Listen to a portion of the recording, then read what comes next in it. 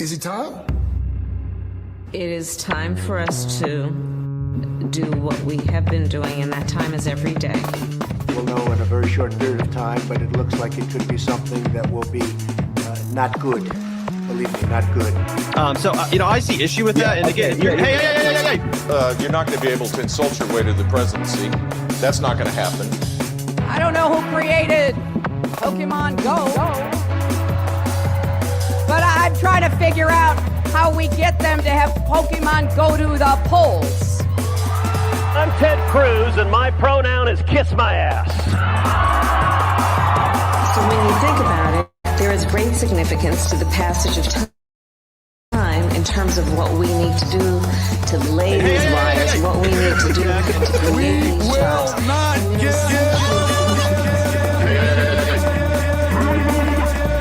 America is a nation that can be defined in a single word. I was going to Not good. Believe me, not good.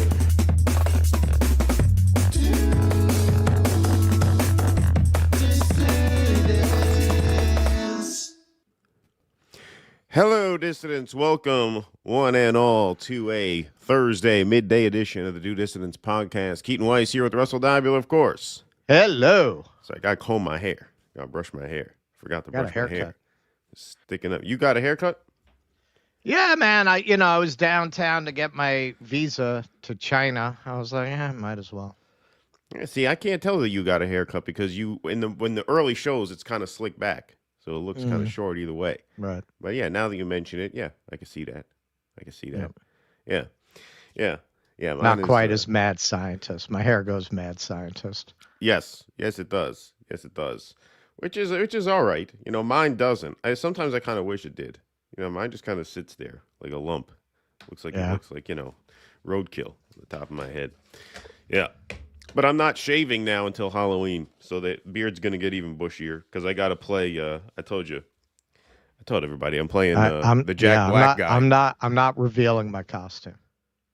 Russ is not. Well, I think I'm gonna have to come up with a different costume. For the You don't show. even know what I'm wearing, right?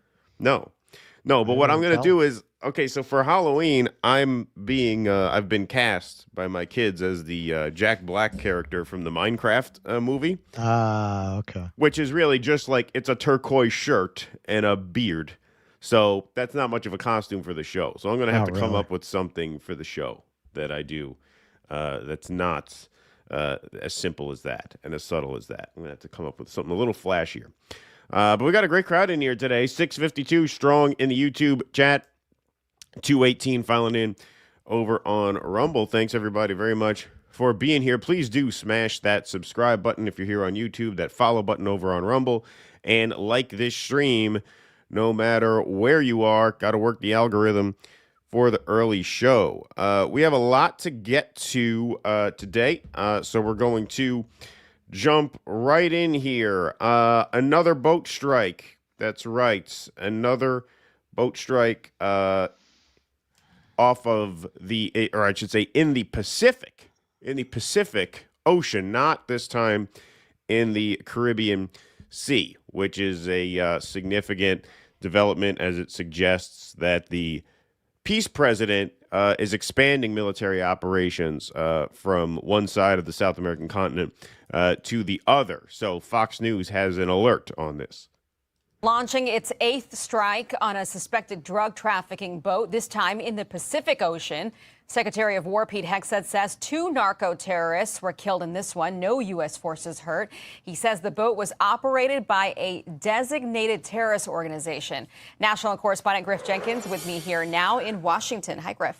Hi, Aisha. And it is the 8th strike that we've seen since the beginning of September, but it's the first in the Eastern Pacific, just off the coast of Colombia. The previous 7 strikes were all in the Caribbean. Now, Secretary of War Hegseth says the vessel was struck yesterday while being operated allegedly by a designated terrorist organization, posting this video you see here and adding this. The vessel was known by our intelligence to be involved in illicit narcotics smuggling, was transiting along a known narco-trafficking transit route and carrying narcotics. There were 2 narco-terrorists aboard the vessel. During the strike, which was conducted in international waters, both terrorists were killed and no U.S. forces were harmed in this strike. Narco-terrorists intending to bring poison to our shores will find no safe harbor anywhere in our hemisphere, just as al-Qaeda waged war on our homeland. These cartels are waging war on our border and our people. There will be no refuge or forgiveness, only justice. That message pretty clear there, Aisha. Now, the 2 casualties brings the death toll from all the strikes to 34 people. And it comes as President Trump asserts that the U.S. is engaged in a, quote, armed conflict with drug cartels. But Aisha, there's a lot of unanswered questions here. Right. There's a lot of unanswered questions here. So he says that Pete Hegseth was pretty clear there. Yeah, pretty clear in his, maniacal warmongering posture. But not so clear as to the specifics of what exactly happened. He refers to them as narco-terrorists, but doesn't say who they are or where they're from or what terrorist organization or foreign gang or cartel they belong to. And this will come up a little later in the piece, but I just should put this here just so everyone understands. Here's a map of South America. So Venezuela is the sort of forest green country, the northernmost forest green country there. That's on the Caribbean Sea side. And then there's Panama, which blocks off the Caribbean Sea from the Pacific Ocean, which means that if these narco terrorists were from Venezuela and the boat was in the Pacific, they'd have had to gone through Colombia to get to that side, right? Which makes it unlikely that this vessel was full of Venezuelans, right? Because they can't access that side unless they go through Colombia. So you have on the other side of things, on the east side of the continent, you have Colombia, the big purple country there, which is kind of split between the Caribbean side and the Pacific side. Then you have the small yellow country, which is Ecuador, and then Peru, which is colored forest green.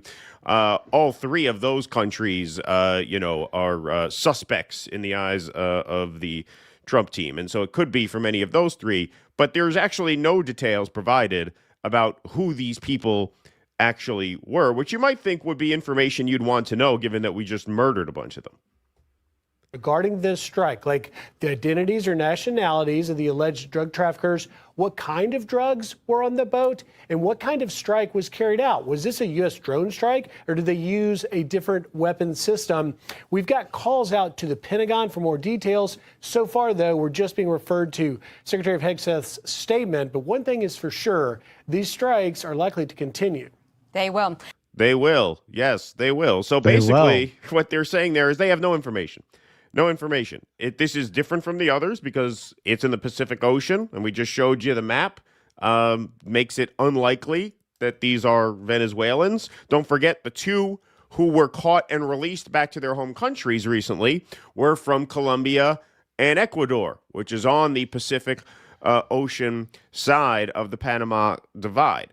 And yes, just a reminder, by the way, the U.S. has repatriated survivors of its strike on the suspected drug vessel. So they just caught and released 2 of these supposed narco-terrorists. So just to recap, because we've done a couple segments about this, the standard practice is if you apprehend a vessel carrying illicit drugs into your waters, what you do as a matter of course normally is you have the Coast Guard apprehend them and then prosecute them.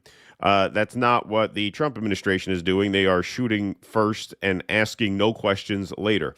And so this obviously struck a lot of people as being very suspicious, because if these people are who we say they are, wouldn't we want to detain them and try them and get more information out of them? If they're not who we say they are, well, that's reason not to want to charge them and try them, because that would expose the lie. And of course, if you are apprehending people and trying them and detaining them, then that means that it's not a military conflict. In other words, you can handle this the way you handle other law enforcement matters, which is you apprehend criminals and you put them through the justice system. So this struck Rand Paul as kind of strange. So here he is going on Fox News, making his case against these summary executions of unknown people. Is one of the recent explosions, a bunch of the people. One of the interesting thing is one of the recent explosions, a bunch of the people on the boats died, but 2 people survived. Did we detain them and check them for drugs or drug residue? Did we gather the evidence from the wreckage and then prosecute them?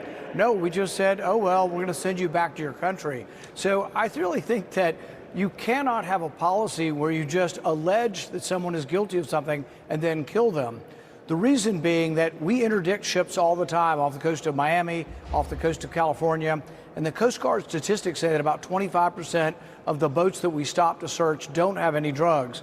So if 1 out of 4 of the boats don't have drugs on them, you know, what kind of person would justify blowing up people when 1 out of 4 boats may well not have drugs on them?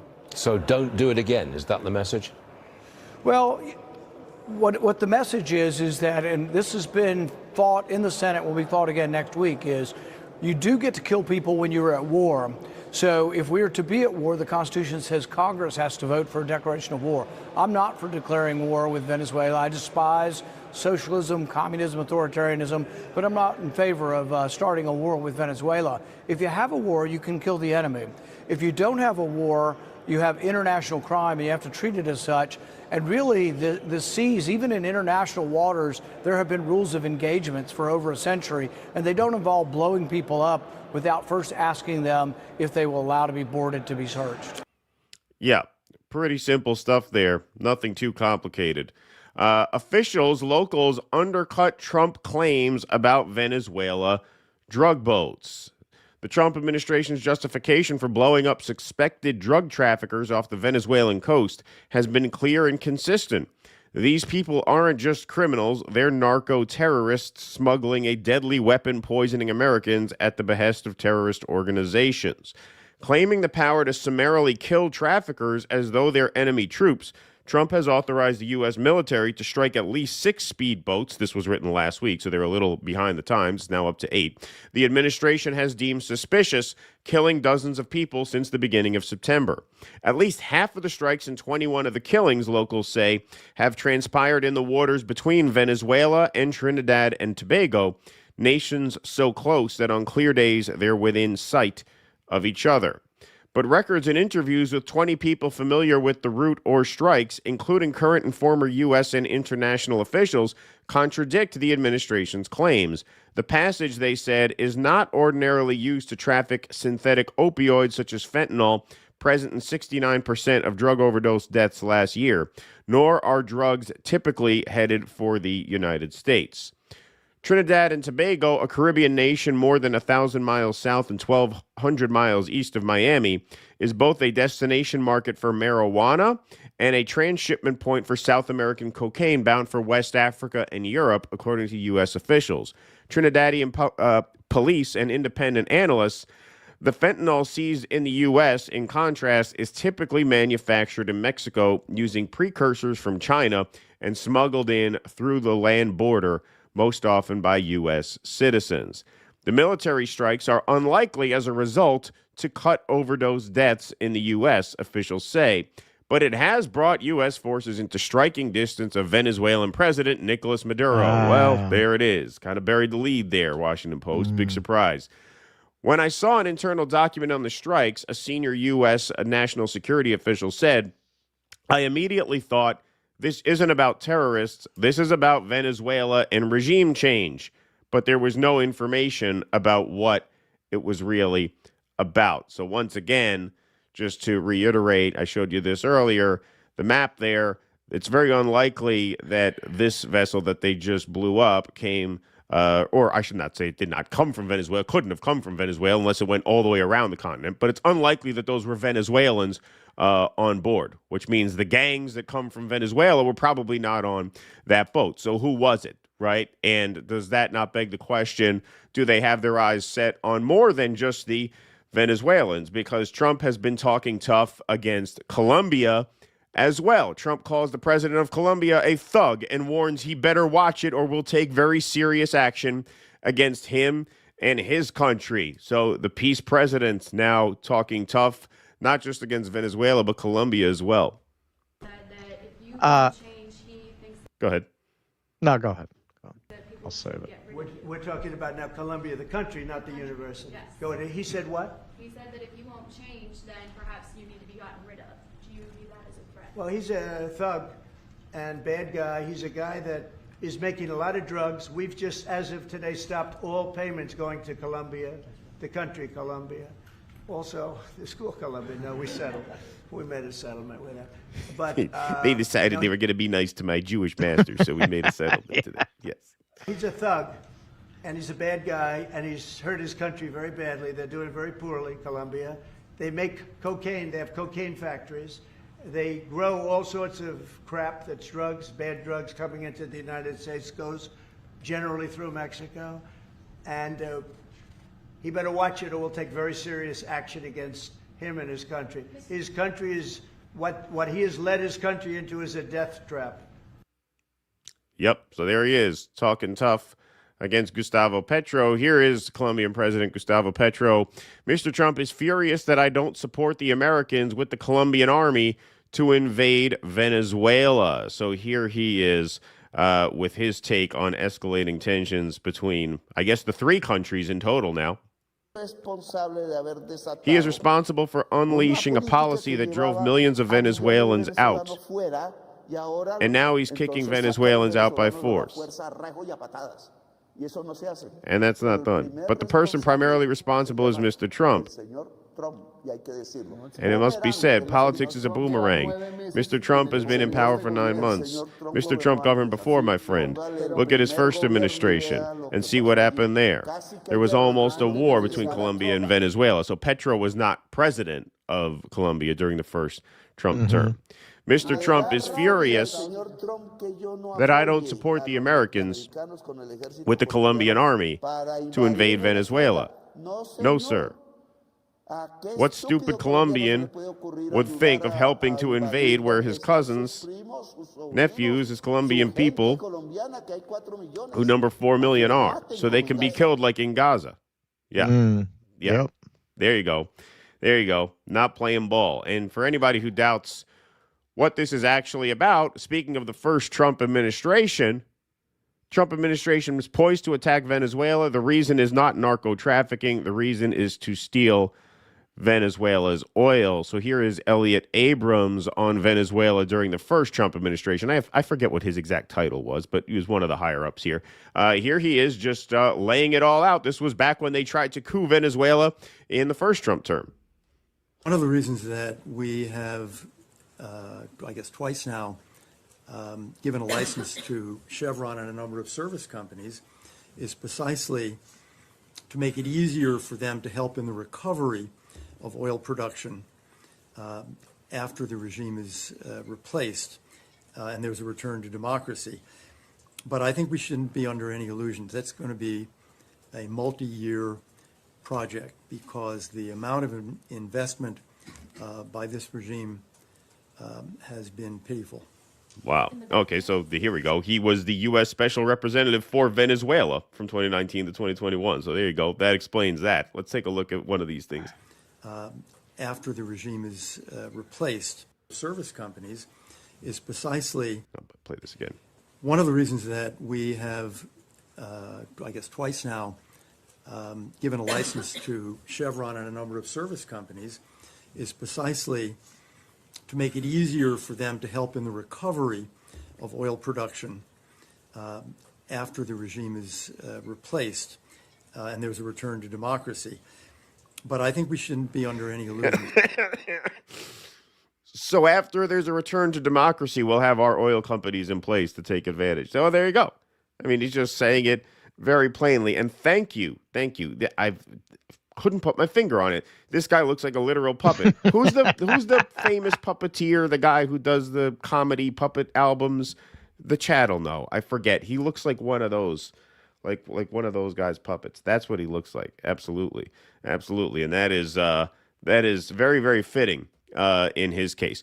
So that's obviously what this is about. If you look back to officials in the first Trump administration, they just come right out and say it. Gustavo Petro knows that's what this is about. Obviously, Maduro himself knows what this is about. According to the Washington Post, people who are working in government right now know that that's what this is about.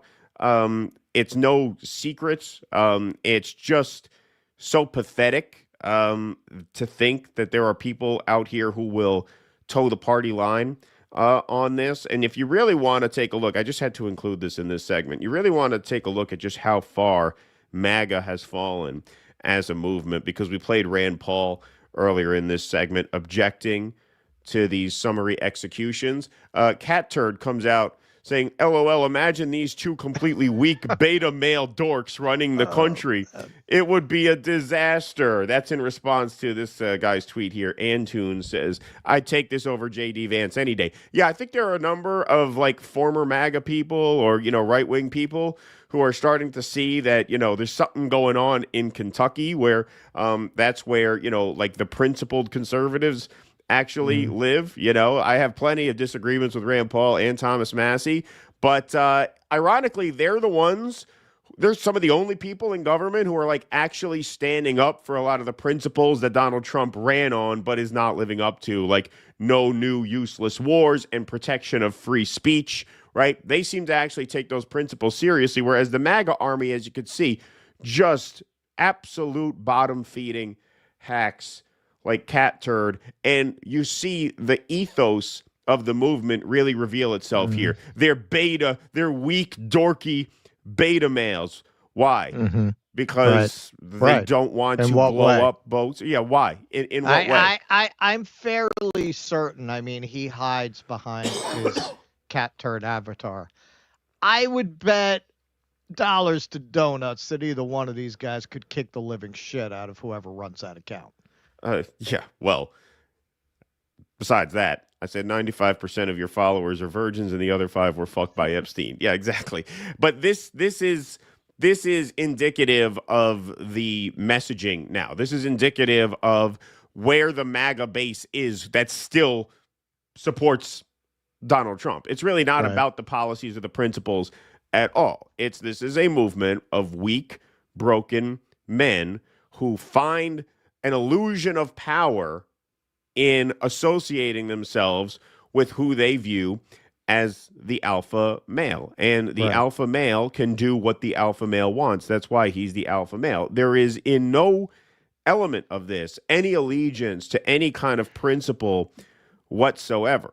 And the people who do stand up to it, they get ostracized as weak. Why? Because the only distinction that matters within the Trump movement right now is strength versus weakness. It's might makes right. That's it. It's just as naked as that, because this is just one in a long list of betrayals of the supposed principles of MAGA. Tucker Carlson spoke at TPUSA, and I found it kind of boilerplate. But one of the things he went through was sort of the 5 key pillars of MAGA, many of which are being betrayed right now, including, of course, no pointless new wars and protection of free speech. And when you got guys like Rand Paul and Thomas Massie stick their necks out in defense of those principles, they get shit on. And in this context, you obviously see no allegiance to any kind of principle whatsoever. This is just old school imperialism on steroids, now taking the fight beyond Venezuela, but to all of these countries. We want to dominate Central and South America. That has been the project of the American empire for decades and decades and decades. That's why you have the Organization of American States. That's why you have CIA involvement in, there's a graphic that we showed on our show a while ago, Jimmy showed a while back, all of the CIA coups of all these different countries. This is just old school imperialism and domination. There's nothing edgy about it. There's nothing new about it. There's certainly nothing America first about it.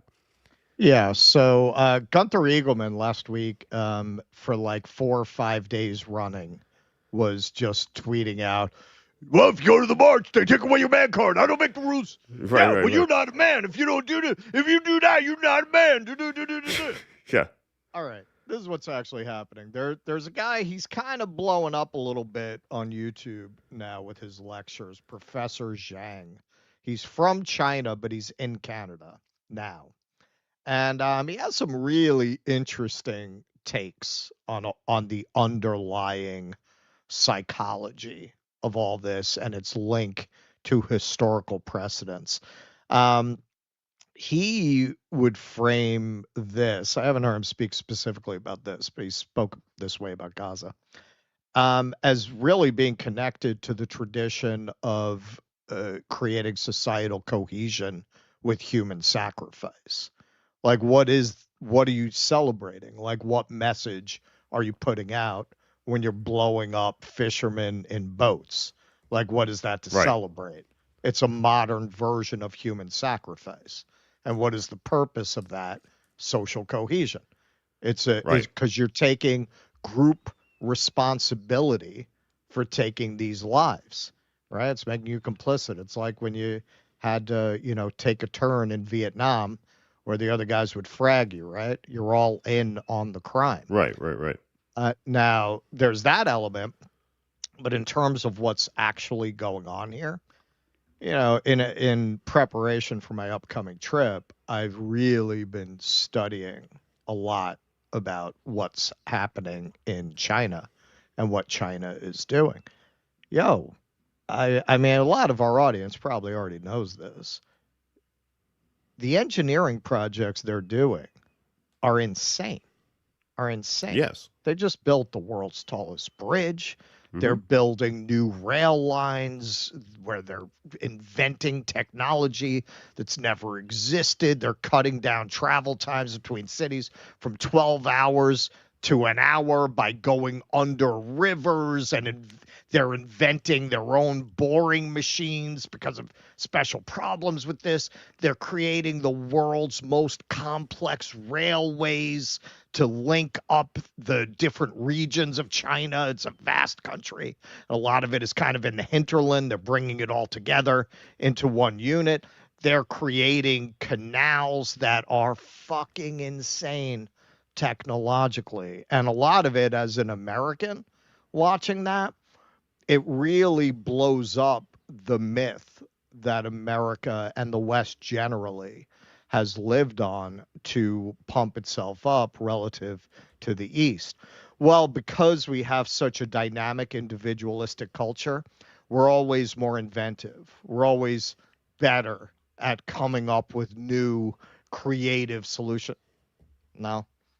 You look at that shit, it's what's really happening here is your classic shift where the old power is dying and a new power is rising. And that is always accompanied by the new power having a dynamism and an energy where it's inventing new ways of doing things that the old power is too set in its ways to do. The United States was embracing oil while England was still hung up on coal because they had built their empire on coal. The previous empire will tend to be hung up on the technology that it was the innovator in and be very hesitant to move on into the future in that way. China's building the most massive renewable energy projects anywhere in the world. It's building power storage plants on a scale never seen in the world before. And one of the things they're doing right now is they're building a port in Peru that is going to make it much easier for South America to have direct trade links with China. Right. So what do we have? Bombs. That's all we have. Fucking bombs and military.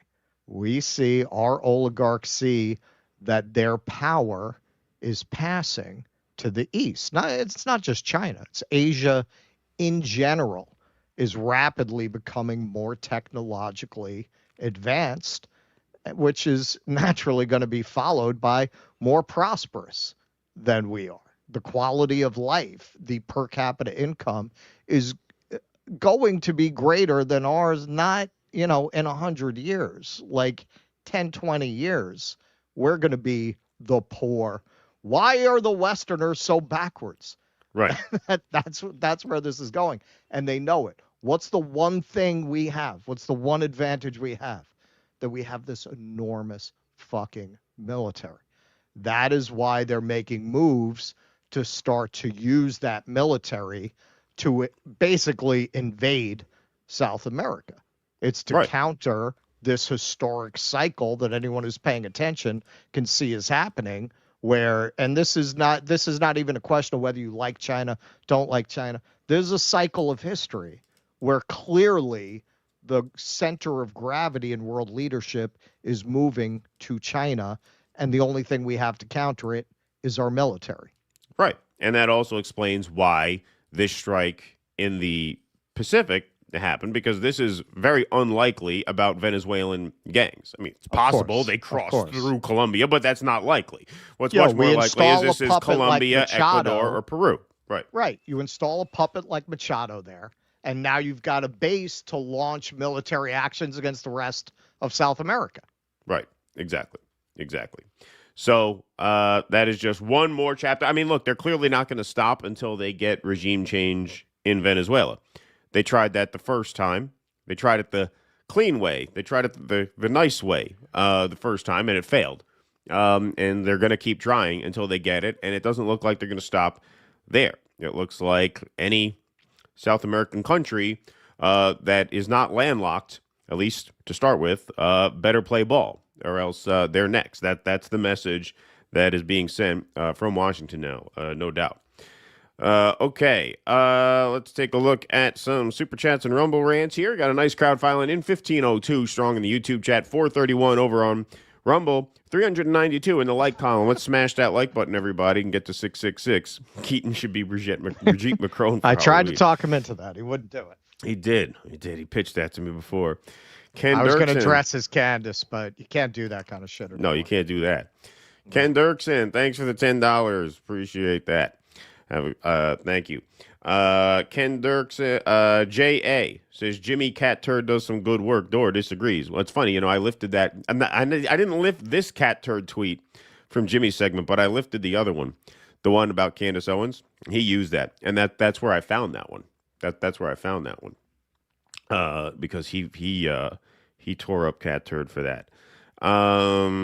Let's see here. Where is this here? Vienticus Prime. Where is the Rumble rants here? There they are. Sorry about that. Everything's a scam. Everything's a lie. Everything's hypocrisy, and so I don't comply. Thanks, Vienticus Prime. Is Russ going to fuck the Great Wall? I heard your Chinese wall is tight. Thank you, Eric. So, well, it is. They don't play that shit over there, man. No, can't do that. Ranticus Prime says, look, guys, we only have the ability to randomly look at a boat and know everything about it, okay? We can't trace it from the source or do anything once it lands. We just don't have... What else is going... Oh, you ran out of characters? Sorry, Ranticus Prime, but I get the picture. Thank you for that. Abiding 71. Imagine my disappointment when I clicked on Tim Dillon to watch a Bernie skit, and it was the cuck himself schlepping his Shonda book. Yeah, he was just on Tim Dillon. Eric Rousseau, dress up as the Vanguard Van Boys for Halloween. Yeah, it's an idea. As someone with Mongolian ancestry, I probably would not be the first person in my family line to fuck that wall. That's true. He comes from a whole line of wall fuckers. Wall fuckers. Famous wall fuckers. Vienticus Prime says, you look at my Halloween costume, it's this Rumble rant. Thank you, Vienticus Prime. Appreciate that. Abiding says, when the vanguard for your Hasbro consists of Loomer, Shmuley, and Rappaport, you best have a plan B. That's right. Thank you for that. All right, we'll move right on to segment number 2. All right, this is the debate, the Mamdani. The first Mamdani meltdown. Yeah. Okay, at this point, any premise that the resistance to Mamdani is based on anything other than racism, they've just kind of dropped that mask. They've stopped pretending. So here's Larry Elder sharing this cartoon of a Mamdani 747 hitting a World Trade Center representing New York City. Here's Wall Street Apes. This is horrifying. Zohran Mamdani is outright asked to denounce Sharia law. Not only does he refuse to denounce Sharia law, he pretends he has no idea what it is to avoid the question. Zohran Mamdani is a practicing Muslim. Islam tells them to lie to advance takeovers. And if you notice, that's the marching order right now. They're taking over.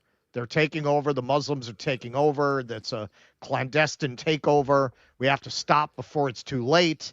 They've taken over Europe. I was just in London last year, and unless something has changed, I can assure you it's not a caliphate over there. They have not taken pre-fucking white. Pretty white. We did a segment on that. It's still, I think, 83% white in England. So if they're trying to take it over, they're doing a pretty piss poor job of it. But I watched this, and this is very typical of these kinds of things. They know you're probably not going to watch the video. So what happens is the guy denounces Sharia, says, will you denounce Sharia law? And Mamdani says, what is Sharia law? Clearly with a tone of, what does that mean to you? Not that he's asking what it is. He's asking what it means to you. Not pretending he doesn't know what it is. So Stephen Miller, just going right to the white nationalism.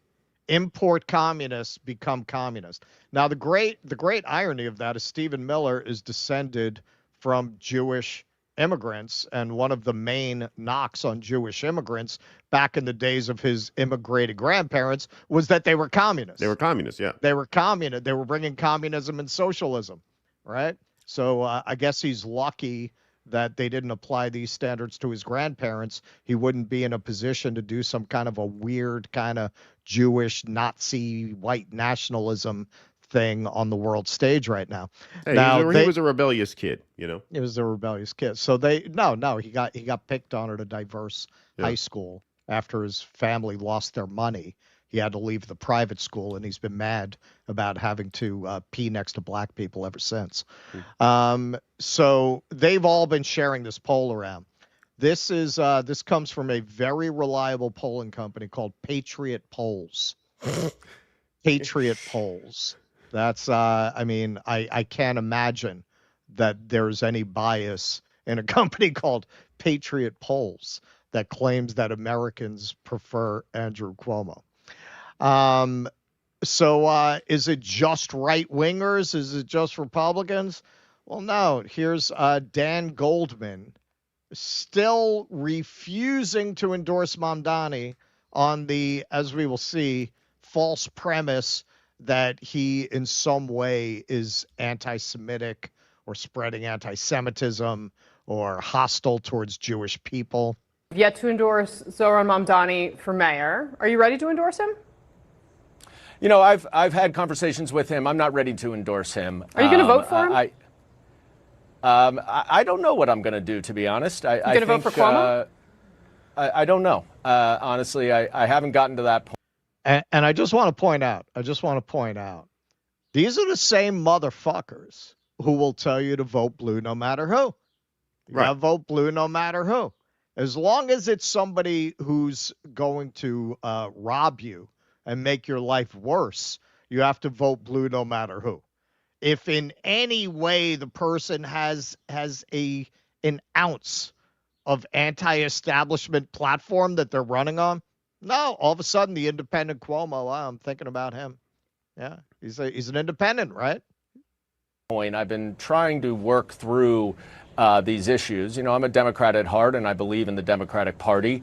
I am very concerned about some of the rhetoric coming from Zohran Mamdani, and I can tell you, as a Jew in New York who was in Israel on October 7th, as a wealthy heir to the Levi's fortune Jew in New York, that should be a rule, like press style rule, that you have to disclose that. Also, how many American politicians are in Israel at any given time? Because wasn't Cory Booker there on October 7th? Dude? Like how many people are there at any given day? What, on any given day are like 10% of our representatives in Israel? Well, in October they have the wall orgy. Yeah, that's yeah, exactly. They all lube up that wall. Good wall fucking weather. Get in deep. Other people are legitimately scared because there has been violence in the name of Yeah, that word legitimately, I don't think it means what you think it means. Israel and anti-Zionism. And I've asked him to speak out on that and to condemn that. And I frankly haven't really seen him do much on that. And I believe that, you know, for my personal reasons as well as my professional reasons as a representative of New York City, that it is my duty to make sure that everybody, including the Jewish community, feels safe here. And many in the Jewish community do not feel safe right now. And I hope that Mr. Mamdani takes that to heart and takes some action to make the Jewish community understand that he will keep us safe and secure. The worst people in the Jewish community feel that way. Most people in the Jewish community do not feel that way. Most people in the Jewish community are voting for him. Yes. They're voting for him. Now, there are Jews that Dan Goldman does not want to protect, like his constituent that was just attacked by the children of the matzah over there in the West Bank. Children of the corned beef, we call them now. Children of the corned beef. We're gonna cover that a little later. Jasper Nathaniel, who took that arresting footage of the woman being attacked by the settler. But is Dan Goldman ready to acknowledge that Israeli settlers and soldiers tried to murder his constituent? He's from his district. Would be nice to hear from you. So he's not really concerned about Jews. He's concerned about Zionists.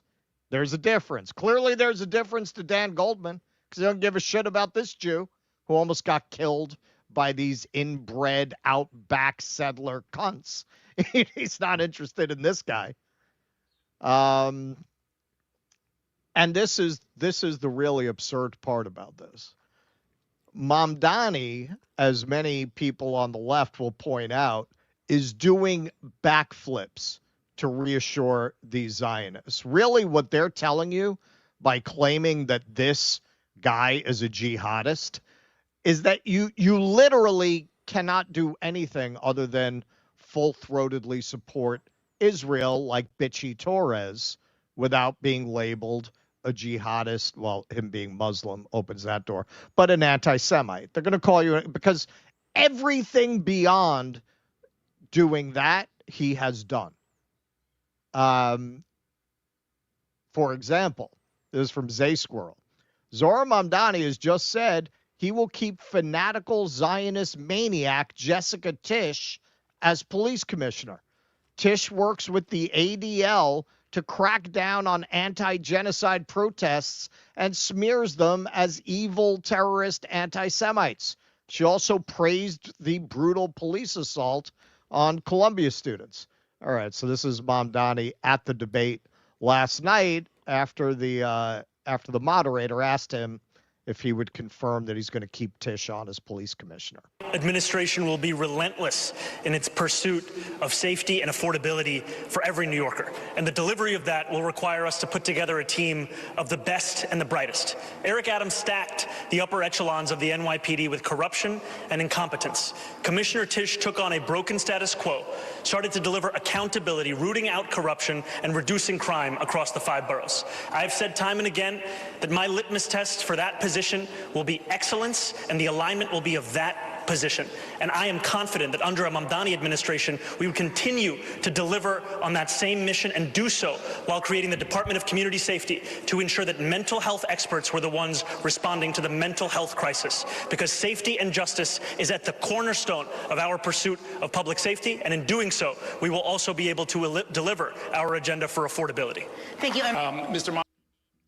Okay, so for anyone who's not familiar, the Tisch family is what in New York would be considered like old money, old Jewish money, right? Like there's no old Jewish money in New York, but these are upper class Jews who were heads of the immigrant community at the turn of the century, at the height of immigration. The NYU School of the Arts is the Tisch School of the Arts. She's from this old school, well, like the Guggenheims, the Oakses, these old money Jewish families. And she has taken the path of police commissioner, but, she wouldn't be the first aristocrat to occupy that post. Theodore Roosevelt was the police commissioner of New York, and he was from a very storied Dutch family. So what does Tisch believe in? Mamdani's a jihadist. He's launching global jihad in New York. So she appeared at the ADL.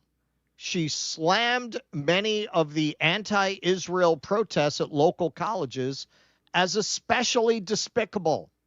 She delivered her remarks during the Anti-Defamation League's Never Is Now Summit, where she condemned, quote, anti-Jewish hate that was on full display in the city after October 7, 2023, Hamas terror attack on Israel.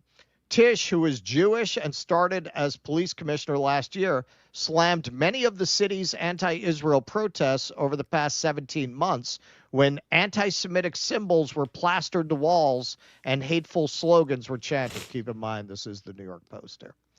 Tisch had even more pointed rhetoric for many of the protesters who demonstrated on college campuses, events she described as especially despicable.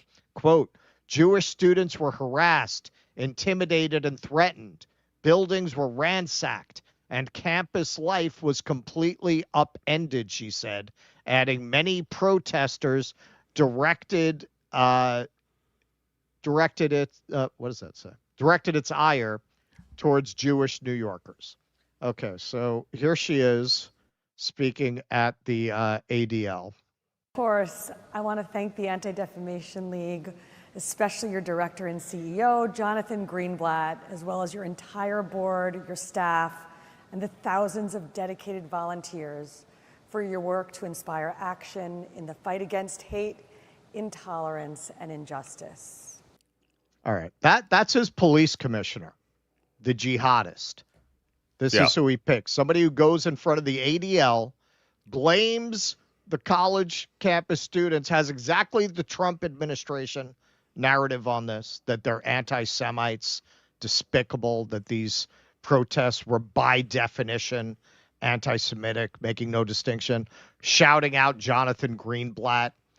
This is too radical for these people. There is nothing, as we've pointed out many times. You can't agree with them even 99%, much less what Mamdani's doing to say, hey, there are problems here. Maybe it should be a state with equal rights. Absolute anathema. So when these people, many of whom are libs, many of these Zionists, particularly in New York, are libs, when they start talking to you about social justice, tell them to go get their fucking shine box. They don't believe in social justice at all. At all. They are perfectly willing to stir up a racist lynch mob against this Muslim for daring to say what everyone thinks. So here's a little bit of the debate. Now, most people are focusing on, and hey, man, we're going to get in on that grift. We're going to show them calling out Cuomo's molestation of 13 women for sure. But what really interested me in this debate was these moments. There was about 5 minutes where the moderator, Cuomo, Sliwa, all grill this guy about anti-Semitism in a way that I am sure people will watch in 10, 20 years, the way we watched the Ku Klux Klan burning crosses when Al Smith would go campaign because he was Catholic. Like, it is so clearly just backward racism and nothing else, with absolutely no substance. It's pretty amazing. So let's take a look.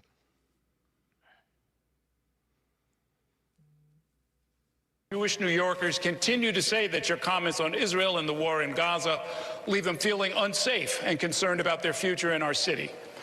Recently, several prominent New York rabbis took the unusual step of denouncing your candidacy, including the rabbi of the Park Avenue Synagogue in Manhattan and Rabbi Michael Miller, the longtime leader of the Jewish Community Relations Council, who is a friend to many of us.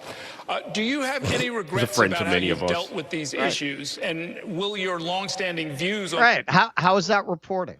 Yeah, how is that reporting? Yeah. He's a friend. What the fuck does that have to do with it? Oh, so that's why you're asking this incredibly biased anti-Muslim question with this extremely racist framing? Is that why? Because they're a friend of yours? Is it because you wouldn't have your job if you ran afoul of these people? Is that why? I think that's why. I think that's probably why. The subject get in the way of your ability to be an effective mayor. I look forward to being a mayor for every single person that calls. I mean, what he should have said is, you should be personally very excited about my plan to decriminalize prostitution, because you, sir, are clearly a prostitute. Yeah, like this is before we get into it, like the decision to keep Tisch on as police commissioner is just infuriating. I mean, that is a betrayal, because a big predictor of how true to his word he's going to be when it comes to issues around Israel is his relationship with the NYPD.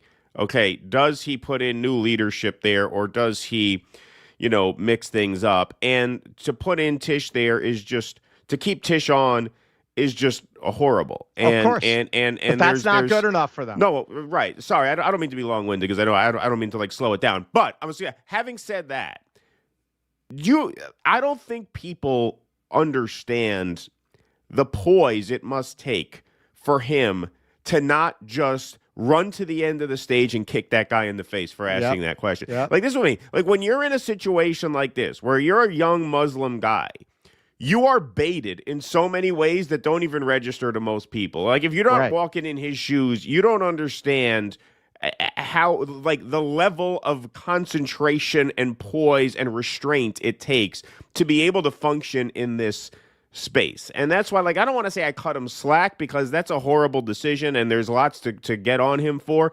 But, people like Mamdani find themselves in situations that, most people can't relate to, because we're not in that position. Yes, and you're going to see that in this entire segment. That's why it stood out to me so much, because it gets uncomfortable. It feels like watching a clip from the 70s where a couple of white politicians are asking a black candidate about his credit. Right, exactly. Or his family background, or his are you saying you've never stolen anything? That's what this feels like. It feels like you're just watching this incredible performance of racism in broad daylight at a time that, at least for the people in this room, it's mainstreamed in ways that they're oblivious to how horrible it comes off when you watch this. Calls this city home. Not just those who voted for me in the Democratic primary, not just those that vote for me in this general election, but all 8.5 million New Yorkers. And that includes Jewish New Yorkers who may have concerns or opposition to the positions that I've shared about Israel and Palestine. I will be the mayor who doesn't just protect Jewish New Yorkers, but also celebrates and cherishes them, who doesn't just increase funding to hate crime prevention programs by 800%, who doesn't just ensure that the NYPD are outside of synagogues and temples on the high holy days, but also actually delivers on the implementation of the Hidden Voices curriculum in our school system, so that children in this city learn about the beauty and the breadth of the Jewish experience right here in the 5 boroughs. Okay, so that 800% increase in funding for hate crimes. Hey, we don't talk about it a lot right now because they're using it so much as a fig leaf to justify, cracking heads of women selling tamales on the corner. But if you look at the DSA, which he is a member of, if you look at their concept of what a hate crime is, it's going to be wokeness on steroids. And given that he's keeping Tish, given that this is New York, given that he's going to constantly be on the back foot with accusations of anti-Semitism, I would say 728% of that increase is going to be going after people who are protesting for Palestine and protesting against Israel. If you're going to have that kind of an increase in the budget for hate crimes and your police commissioner is Tish, what do you think that's going to look like? And even that is not good enough for these people. Even that's not good enough. You're the savior of the Jewish people. You won't denounce globalize the intifada, which means kill Jews. There's unprecedented fear in New York. It was not several rabbis, Errol. It was 650 rabbis who signed the letter, not several. Let me. God bless New York City. And there is no doubt. First of all, globalize the intifada does not mean kill Jews. It, as a matter of fact, does not mean anything violent, actually. It means struggle. That's what intifada means. The first intifada was nonviolent. Second of all, you're not running to be the savior of Jews. You're running to be the mayor of New York City. The balls on these people to insist that the mayor of New York be the savior of the Jewish people. No, but that's not what the job is. Right. That's not what the job is. It's just unbelievably arrogant. That there's two sides on what's going on and the passions are very high. That doesn't justify anti-Semitic behavior in New York. It doesn't justify having a Jewish population that feels unprotected in New York. It doesn't justify leaders who stoke the flames of hatred against Jewish people, which is what Zohran does, in my opinion. I'll give him a chance to answer, and then we'll... How? Yeah, we said at the same time. How? What does he do specifically? You just said, yes, there are passions and people have different opinions about the issue. What has he done other than have one of those opinions that you acknowledge are legitimate on that issue? That's it. Exactly. That's it. He's bending over much further backward than a lot of people, including ourselves, would say he should, to reassure this population, which is a minority of Jews, even among voters, because most Jews are voting for him. Right. The vast majority of New Yorkers are not Jews. Okay. Right. And then the majority of the Jewish minority is voting for Mamdani. Right. So who you're talking about? You're talking about the worst. Right. They're not the Zionists. They're not bringing their best. They're not sending their best. They're cousin fuckers mostly. So how many people are we talking about here? I mean, I don't know what is the Jewish population in New York City. I don't know. We could look that up. I'll find it. I think it's 1 million. I think it's 1 million. Is that's a lot? Jewish population in NYC. Sorry, I'll look this up. I'm just very curious. Oh yeah, wow, 1.3 million. You're right. So okay, so let's say that was very good. I didn't think it was that high. All right, so let's say out of those 1.3 million, let's say 500,000 are upset about Mamdani, right? Because most Jews are voting for Mamdani. So 500,000 people in a city of 8.5 million people. Look at how much airtime they are devoting to this. To 5% of the population who are just scumbag pro-genocide ideologues to begin with, who are not persuadable and never will be. Their concerns are getting how much airtime in a debate that's supposed to be about who governs a city of 8.5 million.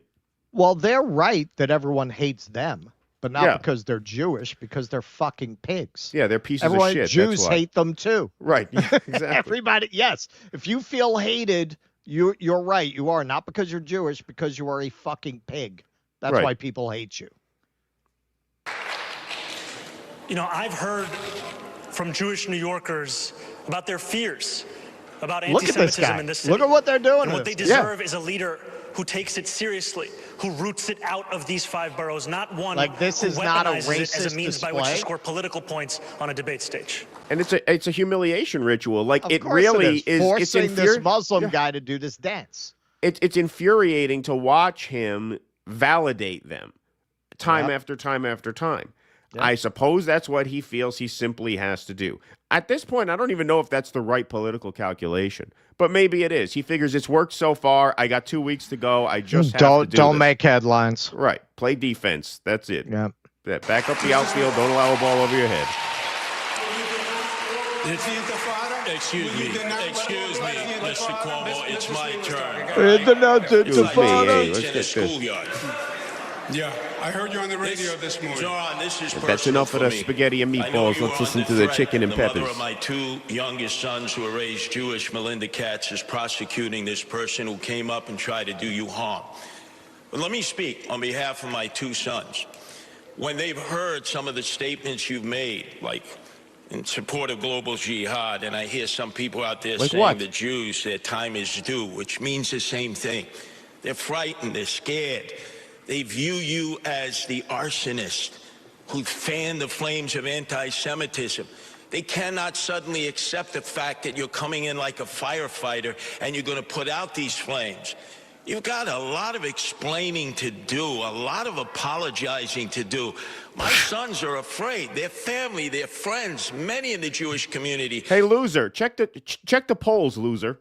He doesn't have any explaining to do. He's beating your fucking punk ass by 30 points.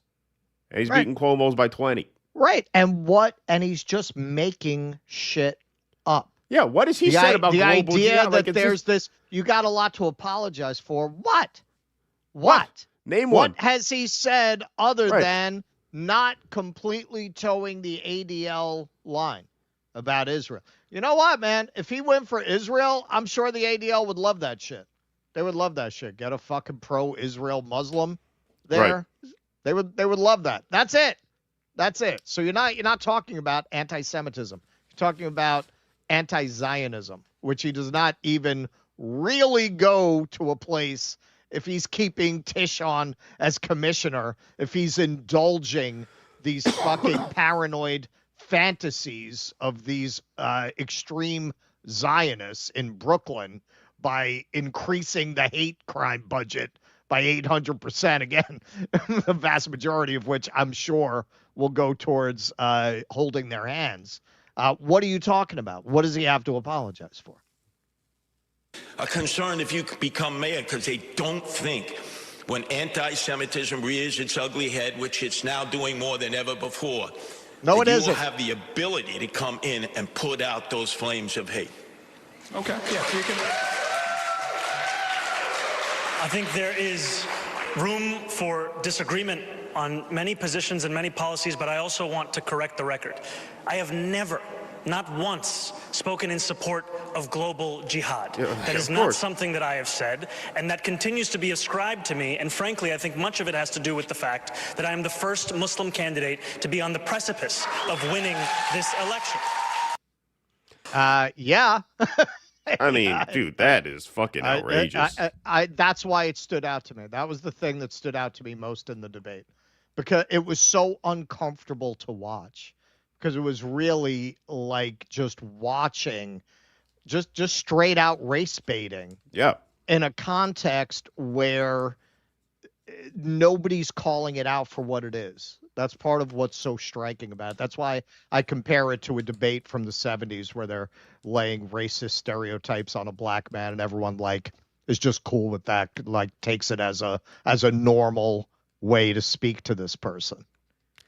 I mean, once again, not to repeat myself, but like for all of the like legit criticisms there are of Mamdani, and there are many. Yeah, that's not their criticism. There are people who voice them regularly, and I don't blame them, and I don't disagree with almost anything that they say on, you know, criticizing him from the left pro-Palestine perspective. Sure. But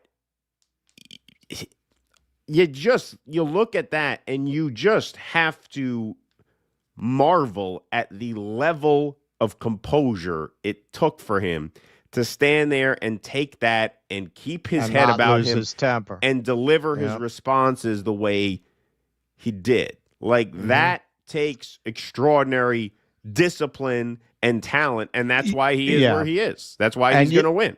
You could see it was getting to him. Yeah, you could see it was getting to him, but he together. didn't allow it to. Right. You could see it was getting under his skin. Oh yeah, it was just horrible. So they wanted to bait him into an angry moment. They wanted him to look like a Houthi up there, basically. Exactly. Yeah. So some of the reactions from some of these fucking pieces of garbage. To be safe from anti-Semitism, what we need is a mayor who will condemn globalizing the Intifada. And that's not you, Zohran Mamdani. Elise Stefanik. She hang out with any Nazis lately? Yeah. Weren't a bunch of those Nazis from the Young Republicans chat friends of hers? I will say it again. Zohran Mamdani is a jihadist. Curtis Sliwa absolutely nails this moment about his sons. But hey, man, ray of light. From Asal Rad. Ms. Rachel is doing more to call out racism against Zohran Mamdani than the Democratic Party. And here she is. So tired of seeing racist posts about Zohran Mamdani from people who don't live in our great city. I didn't know she lives here. Maybe we can get an interview. Your anti-Muslim hate and racism are the problem, not our Muslim friends and neighbors.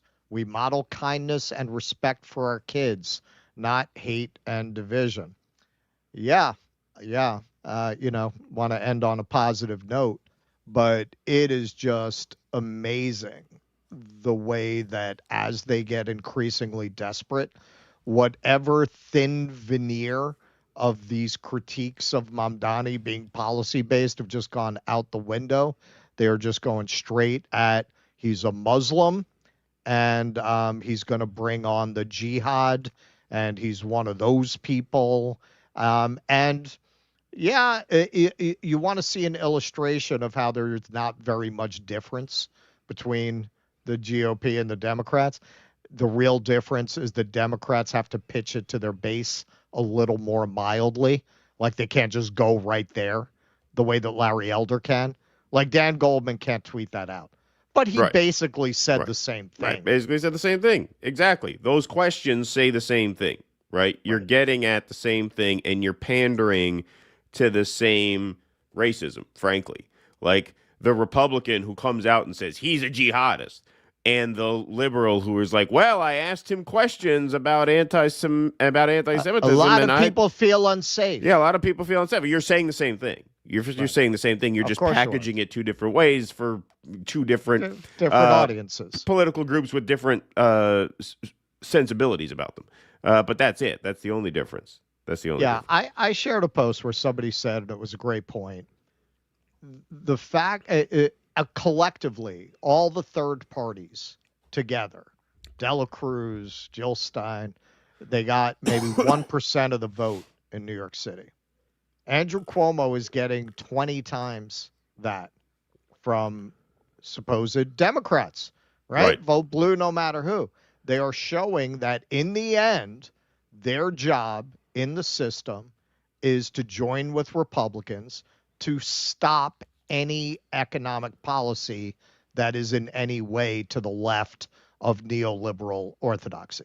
That's their job, to stop any attempt to forget about overthrow capitalism, reform it, mildly reform it. That is their job. And that is what people mean when they say scratch a liberal and a fascist bleeds. They're really not different from Republicans. They have some stylistic difference. They have some aesthetic differences. They don't like certain types of tweets. They don't like certain types of rhetoric. But when push comes to shove, they're on the same team. Yes. Yes, indeed. Okay. Let's go here. Just want to make sure I uploaded the correct version of this. Yes, I did. Okay, good. All right. Let's take some super chats here. Dan Kelly, these strikes seem similar to Israel screaming Hamas when they strike. Target practice for the coup little Marco dreams about. Yeah, I think so. Appreciate that. Ken Dirksen says Trump is overtly murdering fishermen in pathetic revenge for the Venezuelan fishermen who were widely reported as having thwarted his 2020 Bay of Piglets invasion attempts. Well, yes, there was an overthrow attempt, obviously, in the first term. Could be, but I think it's more they're going back in. U.S. military bases just approved Starlink internet. That's R-worded because commercial internet should be separate from DOD. God, we're dumb. Thanks, fat, not so fat. Ardeen W says, sure would like my senator to be speaking out like Rand Paul or Marjorie Taylor Greene. Instead of most of them are completely silent. Yeah, absolutely. RU Poster says, perfect Halloween costumes. Keaton as House Speaker Johnson and Russell as Gertrude Stein. Am I right? Come on. Yeah, people say I look like Mike Johnson. A little bit. I can see that. EO shush, blah, blah, blah, Constitution, blah, blah, international law, blah, blah. Due process. Did you guys hear the words narco-terrorist? Exactly. A jaded millennial says Max Blumenthal refers to Elliot Abrams as Gargamel. Yeah, there we go. Yeah, he does look like Gargamel. Gargamel will smash those evil Smurf drug terrorists. Thank you, Eric Rousseau. Yeah, that is good. Stoop Sign says, I met a guy at the Cat Abu Ghazala. I have to remember how to say her name. Event yesterday was the real-life Mike McRae Kamala supporter. I told him I lost $10 on her because she was getting long odds. I also bet on natural disasters. Thank you for that. EO Shush says, I watched about 6 to 7 lectures of Professor Zhang. Interesting to see the outsider's view of America. So spot on, taught to Chinese students that needs to be taught to American students. Like I said, I think he's teaching in Canada, actually. Yeah, I think he's based in Canada, yeah. In China, says Nujoma, between 80 and 90% of people own their home. In the States, it's less than 70%. Yep, thank you, Nujoma. My real name, thanks for the $50. Let's have a cowbell for my real name. Appreciate that. Greetings from France via VPN. Ah, there you go. That's how you get in the Rumble there. Russ, amazing job on the parade coverage. These people scare me more than the other side. Thank you, my real name. Appreciate that. Russ, that 9/11 Memorial Mamdani graphics, reminded me, have you ever seen the sculptures on the facade of St. John the Divine? Bizarre, no? I've been to St. John the Divine many times. I don't know what sculpture. I mean, what are you referring to? Like, no more bizarre than general religious iconography. Are they talking about, is there Unless something you're like talking about 9/11? something specific, yeah. Yeah, like, something like predictive of 9/11. Yeah. Yeah, I don't know. I've been to that church a bunch of times. I used to give tours up around there, like driving tours, private tours. And that is a real gem of the city. That's the largest church in the city. It's gorgeous. I've been there a bunch of times. I don't remember seeing the statues on the facade that you're talking about. These assholes tell us it's about identity and religion. They only care about their class in reality. Class always trumps identity. That is true. That is true. Kentman says Rush should be Epstein for Halloween. He's got the right hair. I think he should be Jeffrey Epstein. Yeah, man. I mean, to pull that off, you would really have to do like a sophisticated makeup job. And even then, most people wouldn't get it. If you were Jeffrey Epstein and I was Michael Tracy and we did a stream like that in character on Halloween, that would do pretty well. That would be pretty funny. I could be Michael Tracy interviewing Jeffrey Epstein. That would be a funny Halloween sketch. Yeah, let's send it to him. Yeah. Yeah, that could be good. All right, we're going to move right on along. Okay, so we're going to do another development on this Maine Senate race. We put a clip out about Graham Platner, who was sort of the populist left, sort of ex-military oyster farmer candidate, who was running, doing very well in the polls against Susan Collins in the general election, up by 14 points, seemed to be cruising, seemed to be building a lot of momentum. And then, of course, Janet Mills, current governor, 77-year-old woman, pro-Israel woman, entered the race at Chuck Schumer's request. And that kind of threw a wrench into that primary, and it's now making it one of the most watched primaries of the cycle. And just a few days after her entrance into the race, we started seeing these Oppo Research dumps on Graham Platner. So the Washington Post reports Maine Senate candidate downplayed sexual assault concerns in deleted posts. Graham Platner, a U.S. Senate candidate from Maine, responded dismissively to a cartoon about sexual assault in the military and downplayed the challenges service members face in reporting sexual assault in unearthed Reddit posts from 2013. In today's current climate, when every whisper of a misplaced hand brings down a feature-length film, anyone who actually thinks the military is purposefully covering up rape, to save the career of some goddamn captain, is clearly both an idiot and junior enough in rank or life experience to think it matters, he wrote on Reddit about sexual assault in the military. In a separate thread about a video promoting underwear designed to prevent grape, Platner urged people to avoid alcohol so they don't end up in a dangerous situation. Grape is a real thing, he wrote. If you're so worried about it to buy Kevlar underwear, you'd think you might not get blacked out, fucked up around people you aren't comfortable with. The posts, which were obtained by the Washington Post and verified using an archive of deleted Reddit comments, are part of a large cache of online messages that were deleted shortly before Platner launched his insurgent bid to defeat Republican Senator Susan Collins in Maine. I would love to know how shortly before. Like, is it obvious that he did that just when he decided to run, or was it like, a couple years ago? CNN first reported that the oyster farmer and Marine Corps combat veteran ridiculed rural white Mainers as actually racist and stupid in 2020 and described himself as a communist on the platform. On Friday, Platner's political director resigned, saying in a resignation letter his online comments are not words or values I can stand behind in a candidate for the United States Senate. One of Platner's 2013 comments was a reply to a user who defended the need for the anti-grape shorts. There's always that story about the girl who gets graped because she drank too much and somebody took advantage of that commenter wrote. So then Platner responds, how about people just take some responsibility for themselves and not get so fucked up they wind up having sex with someone they don't mean to, Platner said in reply. Men and women, you make a choice to consume enough of a substance to lose your self-control. So if you don't want to be in a compromising situation, act like an adult for fuck's sake. So those are the comments. Here he is in a sweatshirt outside trying to clean this up. 5.8 million views on this. This went pretty viral. Here he is explaining the context and doing his little mea culpa here. As you've probably seen, there's a story that's broken. Hey all, it's Graham here. As you've probably seen, there's a story that's broken about comments I made on Reddit in an earlier part of my life. As I read through them, I read things that I absolutely do not agree with. I read through and I see things that, words and statements that I abhor. I also see the trajectory of my life. When I got back from Afghanistan in 2011, I stayed in the Army for another year. I got out in 2012. Some of the worst comments I made, the things that I think are least defensible, that I wouldn't even try to defend, come from that time. I had spent the bulk of my 20s in the infantry, deploying overseas, fighting in Iraq and Afghanistan.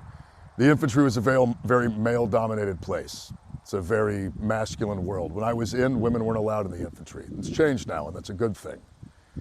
But when I got out, I still had the crude humor, the dark feelings, the offensive language that really was a hallmark of the infantry when I was in it. I made comments that I'm not happy about, that I do not agree with, but they came from a time and place in my life.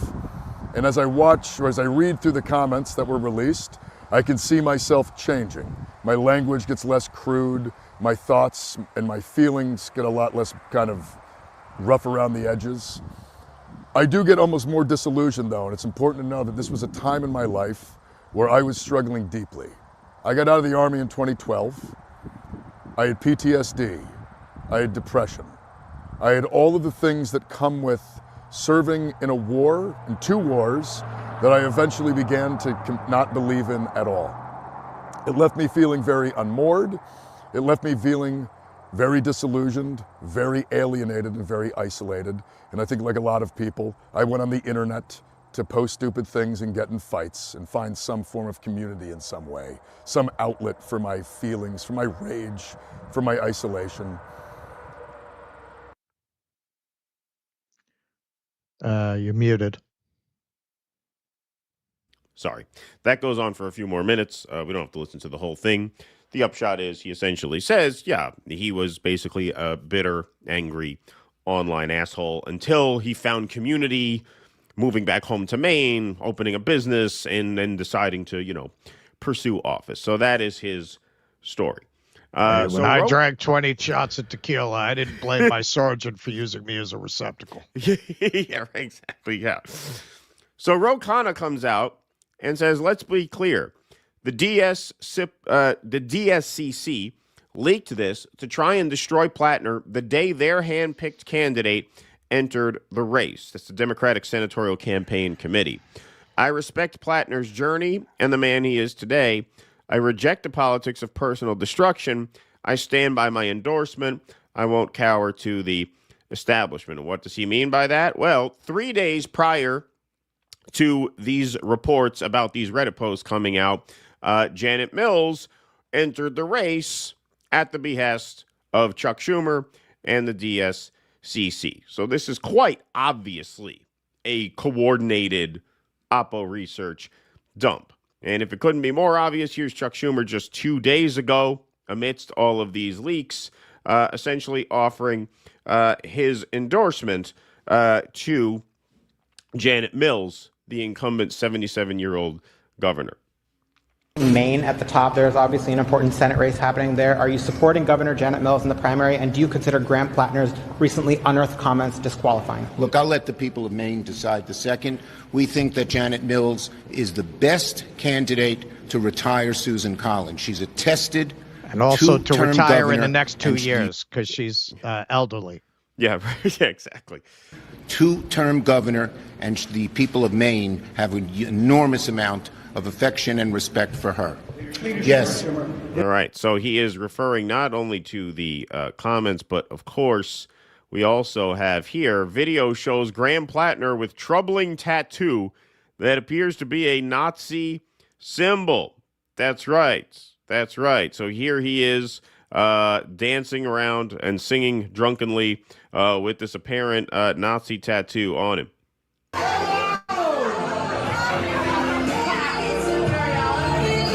well, we'll kill the music so we don't get copyrighted. But there he is.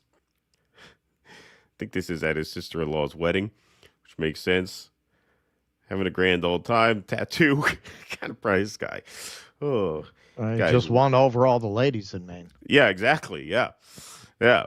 A recently surfaced video shows Maine Democratic U.S. Senate candidate Graham Platner with a chest tattoo of the SS Totenkopf, the skull and crossbones emblem used by Nazi death head units. Pardon me. Platner has stated he got the tattoo while drunk as a young Marine on shore leave in Croatia and was unaware of its Nazi affiliation until recently. So there you can see, there's the tattoo on his chest, and then there is the symbol right next to it. Source image, that's from the video that we just played. And so here is Graham Platner once again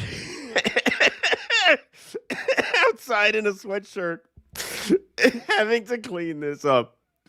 So funny. So funny. Every day he's going to be outside having to say sorry for something. Here. I want to talk Graham to Platner myself here. and some machine gunners I served in Fallujah. Hey everyone, Graham Platner here. I want to talk to you about something. In 2007, when I was a young infantry sergeant in the Marine Corps, myself and some machine gunners I served appeared in an Fallujah. Amos and Andy sketch. Yeah. Back Tomorrow. then, we didn't consider that offensive. Everybody, Graham Platner here. So yeah, there's a second family in Thailand. That's mine. That's true. I started that family around 2015. I was suffering PTSD. I had to get away. And anyway, now I got 3 Thai children over there.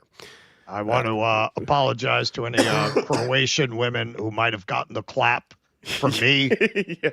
16 women make the claim. I'm dubious, but 9 for sure. Yeah. Hey everyone, Graham Platner here. Hey, I want to Graham talk to you Platner about here. something. In 2007, when I was a young infantry sergeant in the Marine Corps. Should start a podcast called Graham Platner here. Just every episode. Graham Platner here. Graham Platner here.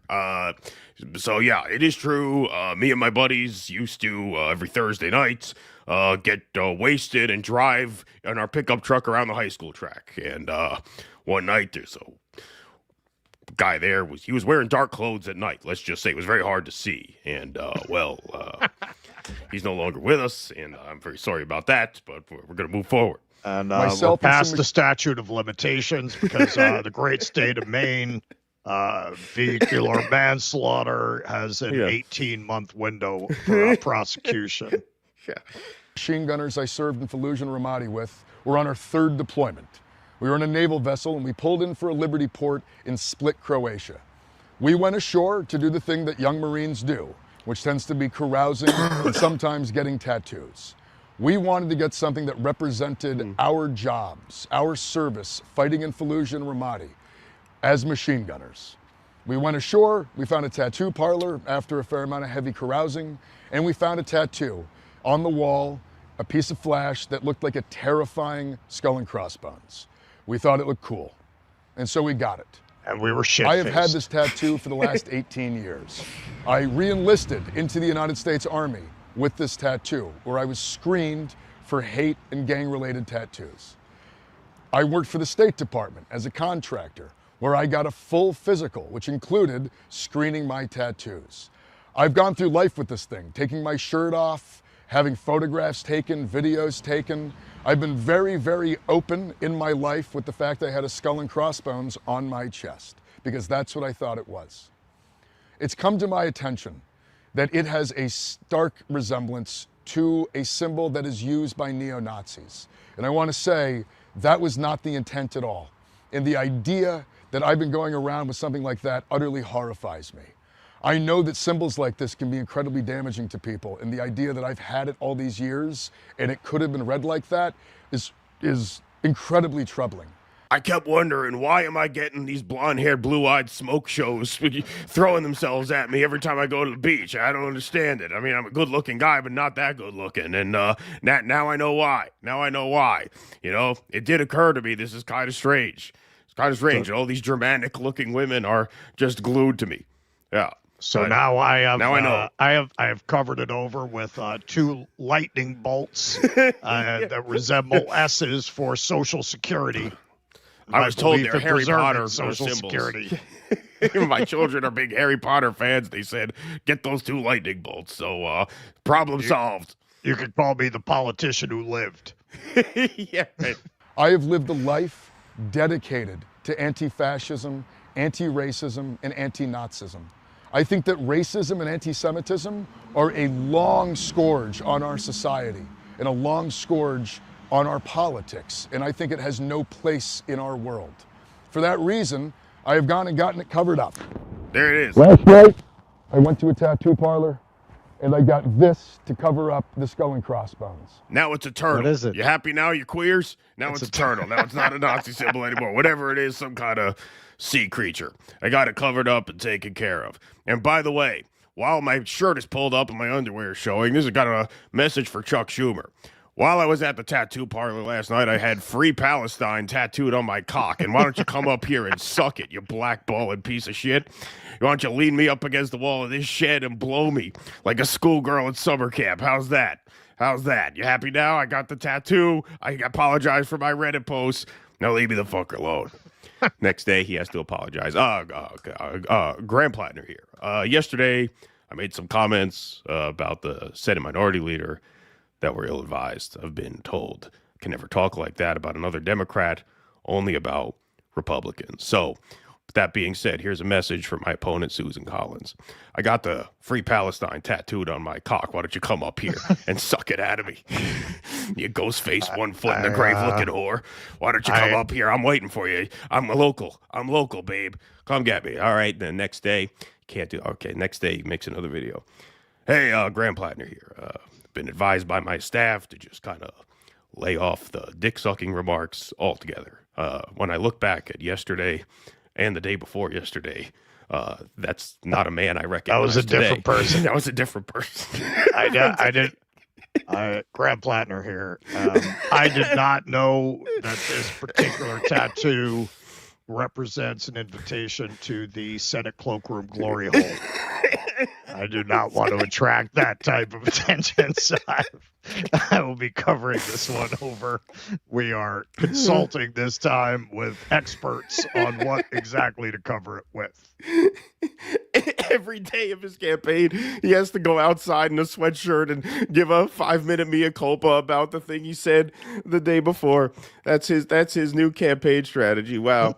Well, there it is. There's the golden boy, Graham Platner. Well, here he is in a much more formal setting, explaining away some of these scandals. This is CBS 13 News in Maine. So let's take a look at this. Oh, what did I do? Sorry. I have to load that one in. There it is. About a couple of the other posts real quick. The one about where you asked why black people don't tip. Why did you write that? Well, it just keeps getting worse. every development is just worse and worse and worse. The Reddit post. It says here you got Jude down at a garage sale. Yeah. Exactly. I posted on Reddit that you got Jude down at your yard sale. Oh, that's fucking great. I want to ask you just about a couple of the other posts real quick. The one about where you asked why black people don't tip. Why did you write that? Well, if you read Jews don't tip either. The comment thread was the whole point was to ask an uncomfortable question of someone of another race for something that you were wondering. I asked the question. All right. So he says, I was baited into that one. I was in this conversation where they said, make an uncomfortable, slightly racist remark about a group of people that you don't really understand very well.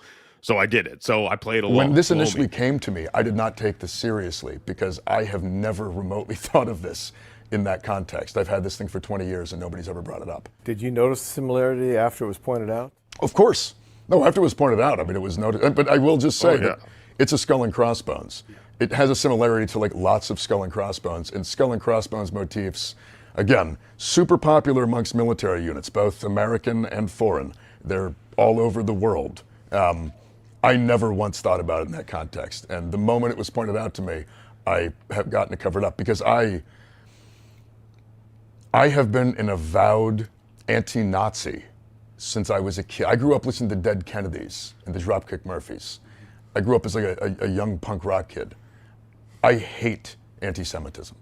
I hate Nazism and Nazis.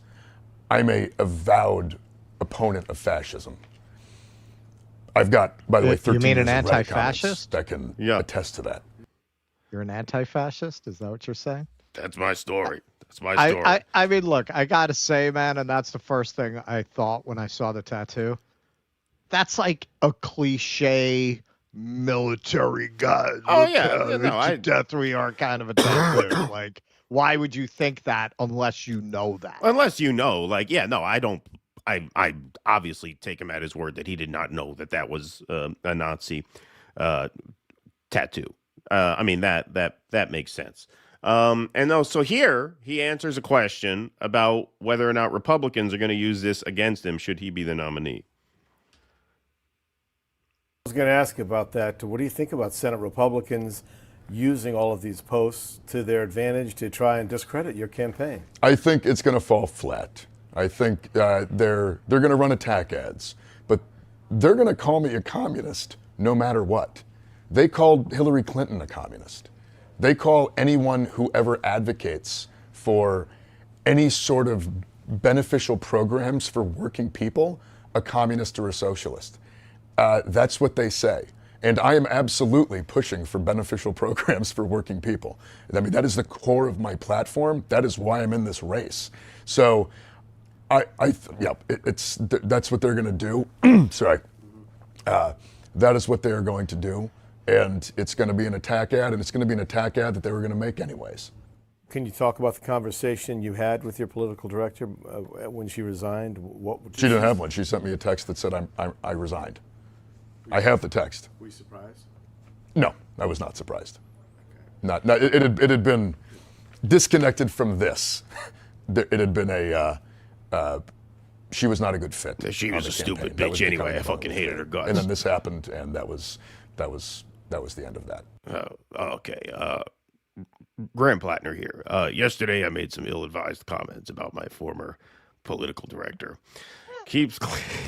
I got to say, on a somewhat serious note, like, it does take balls for, like, the political class in this country to, like, send guys like this into hell, into wars that shouldn't be fought, to commit horrible acts that should never be committed, and then, like, pile on them for being fucked up when they get back. You know, that's kind of what this strikes me as a little bit. But not Keith Olbermann. Platner, out now.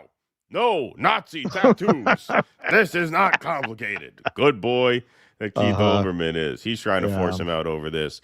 Branko Marcetich says, whatever you think about Platner and these controversies, it's comical that the Democratic establishment spent the entire past year insisting the left made their party too woke and cancel happy and are now desperately trying to cancel a left insurgent for not being woke enough. Exactly. Right. Reverting to old ways. I mean, you want to talk about, we got into this a little bit when we showed that old clip of Johnny Cash and Chris Christopherson being interviewed where, man, they're very left. They're talking about homelessness. Right. Johnny Cash was a prison rights advocate, his very beloved country star. It didn't happen overnight that they massaged people's brains into becoming so right wing. It's not the natural default. What you need, and that's been very obvious to anyone paying attention for a long time, is an army of Brad Platners. Right. If you want to win these people back. And every time they get one, they want to excise them. This is how they've made it easy for Trump and that brand of conservatism. It's so obvious that they hate working people.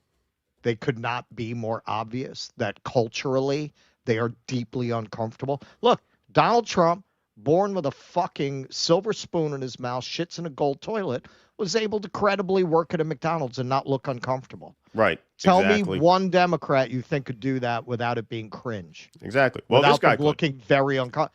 And that's why they don't like him. Yeah, and that's it. So you have a Democratic Party who finds this young guy with, a military background and a local background, with a good message, who's blowing it out of the water in the polls, And they don't think to themselves, how can we boost this guy? They think, how can we destroy this guy?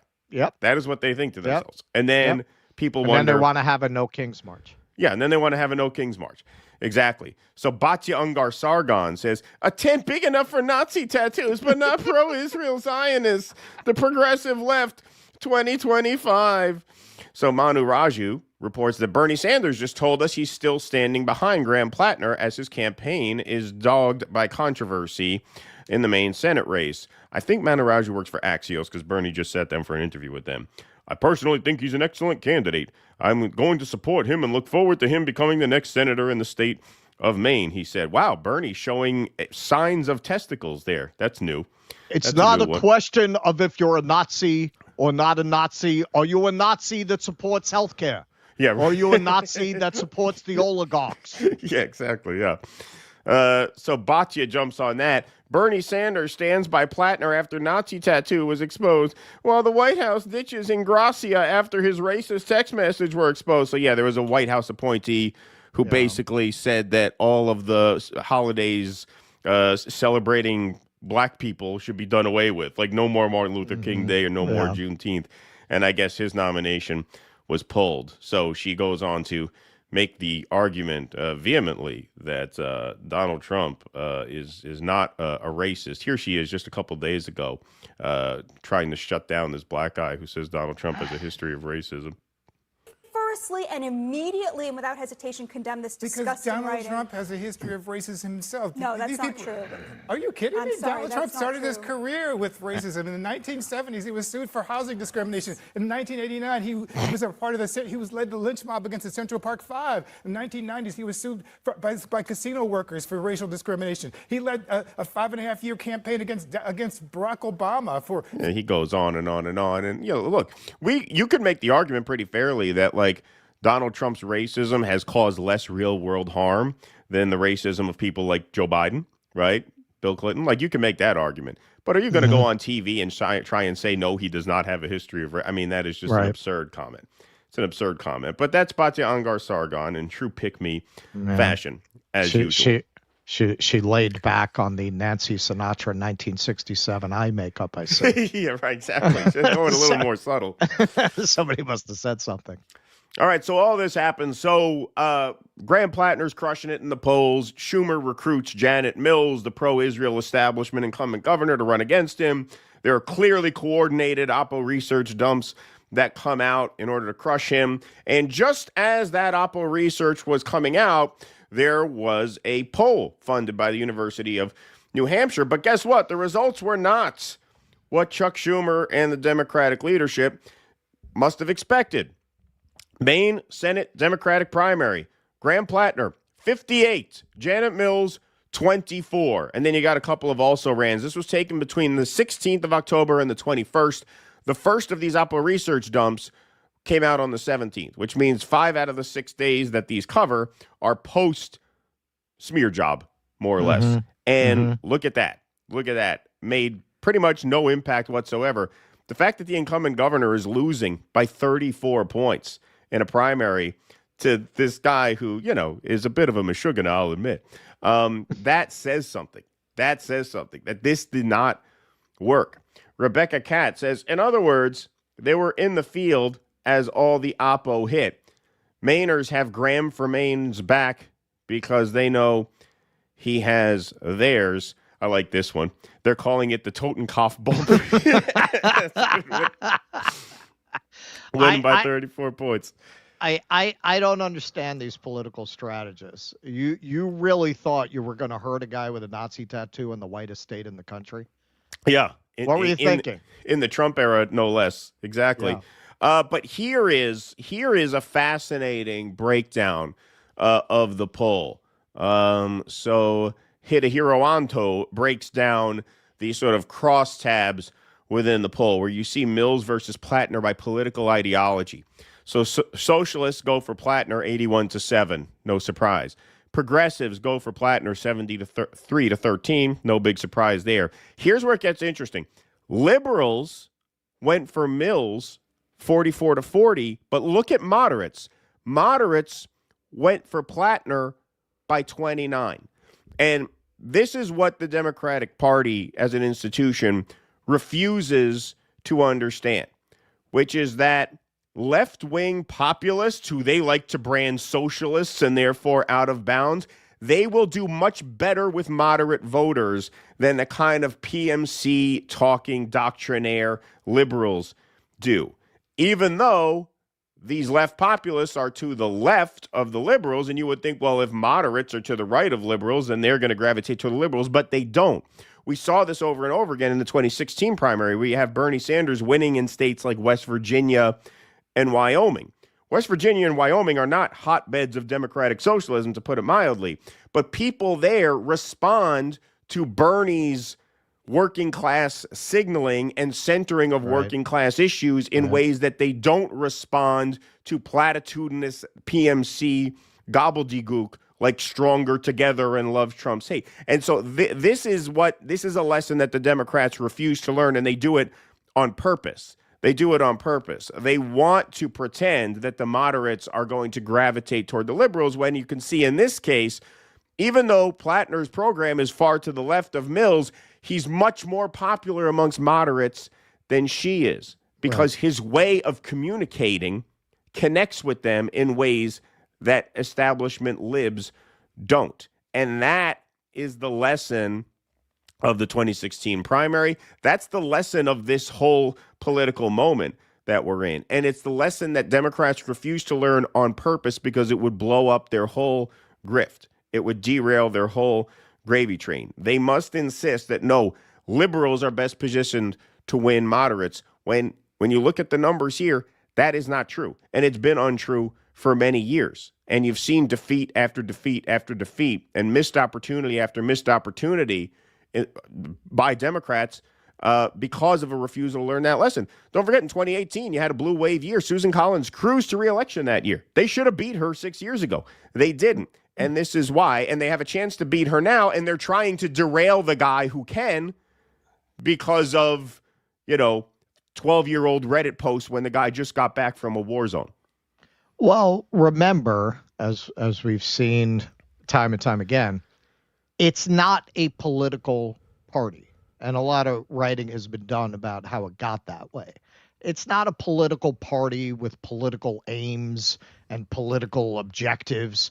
You look at, I don't like the DSA and the kind of politics it represents. I think it discredits the left when you got a group of, mostly privileged white kids representing exactly all the worst cliches of what the left is. Right.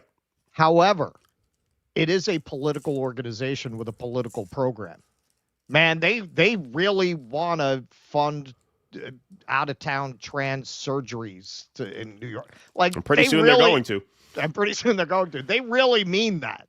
Like, you could disagree with it, but is it the purpose of why they exist as an organization? Yes. To actually enact policy is their purpose as an organization. I think a lot of their policy ideas are hopelessly suburban white kid because that's who belongs to the organization mostly, but their purpose is political. The Democratic Party is a professional organization aimed at elevating the careers of its members and protecting its financial grift. That is the purpose of it. How do you know a thing? By what it does. If you wanted to win, all of these things were evident decades ago. Why didn't they pursue it? Because now they have a club and it belongs to them. You start letting guys like Platner in and you start talking about policy, oh my God, because their donors don't like these kinds of policies. So where's the grift going to come from? Where's the money going to come from? How's the revolving door going to work? You start doing things that pisses off Jeff Bezos. You don't get the board seat at Amazon when you go out of government, right? Exactly. This fucks up their whole thing. They are not a political party. That's why Mamdani, this guy, that's why they're not taking notes. Oh, wow, that seems to be really working. It's not rocket science. It's pretty fucking obvious. As you say, Vermont is not this left-wing state, and they keep reelecting Bernie Sanders. The only people who don't find Amy Klobuchar repulsive are PMCs that make money off the Democratic Party, and the very small number of cringe suburban libs that speaks to, that appeals to. That is why they need a political party. That's why the founders didn't want political parties. They saw that political parties would wind up being self-interested organizations whose only real purpose was to further the ambitions of its members, and that's exactly what the Democratic Party is. Exactly. Could someone like Amy Klobuchar win dog catcher without a big organization pouring money into her?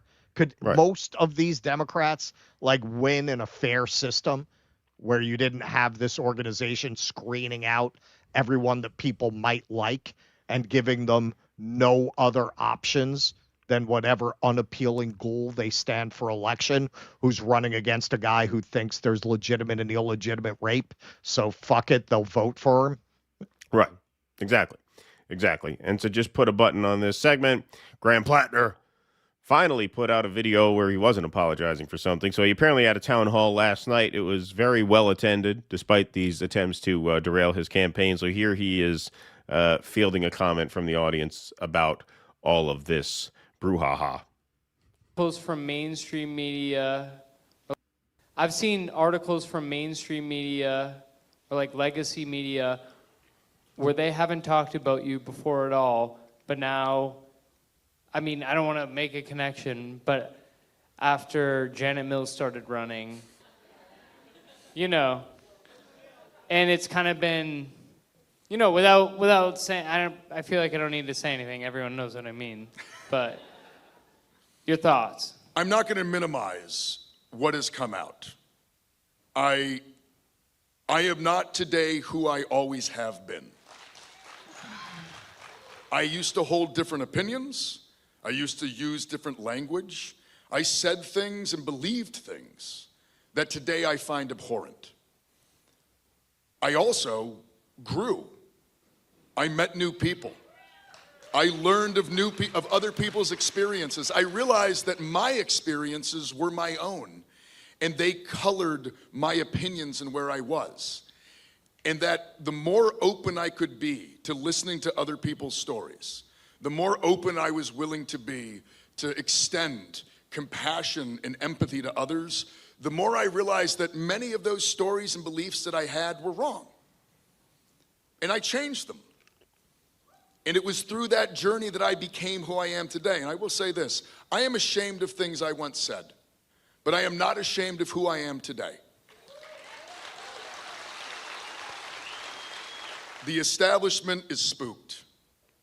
And I'll say this, if they thought that this was going to scare me off, if they thought that ripping my life to pieces, trying to destroy it, was going to make me think that I shouldn't undertake this project, they clearly have not spent a lot of time around Marines.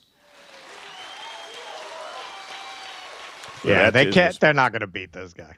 They're not going to beat him. And, between this guy and Mamdani, you're starting to see a pattern here where the old guard throws everything they have at someone, and it doesn't stick.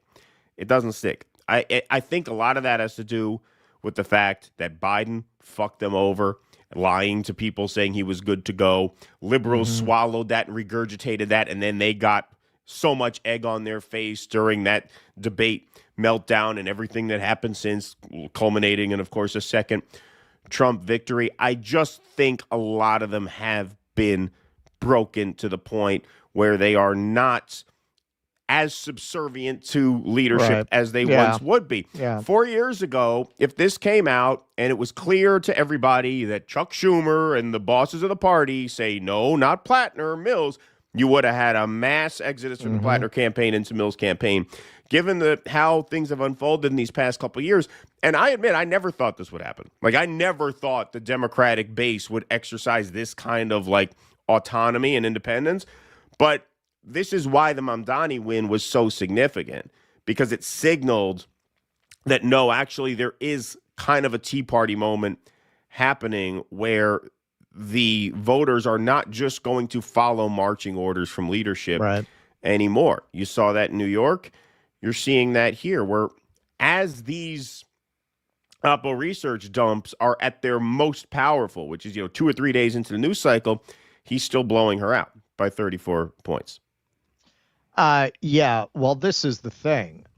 The interests, in the end, the signaling of a Hillary Clinton appeals to a certain kind of suburban PMC wine mom lib, but their interests diverge in that the Democrats don't care about winning. They care about grifting. Right. As long as they're getting funded, as long as their professional opportunities are intact, they don't really give a shit. And they would rather lose to Donald Trump than win with a figure like Bernie Sanders, who's going to come in and overturn the tables of the money lenders when he gets in, or theoretically, they would fear. These suburban wine moms actually have an existential dread of Donald Trump winning. And now you did it to them twice.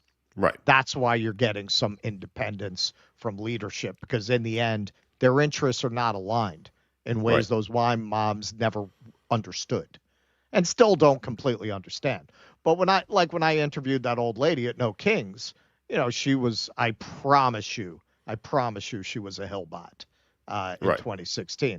And when I said most Jews are from Mamdani, she didn't react the way that type of person would have reacted back then. She goes, "Isn't that great?"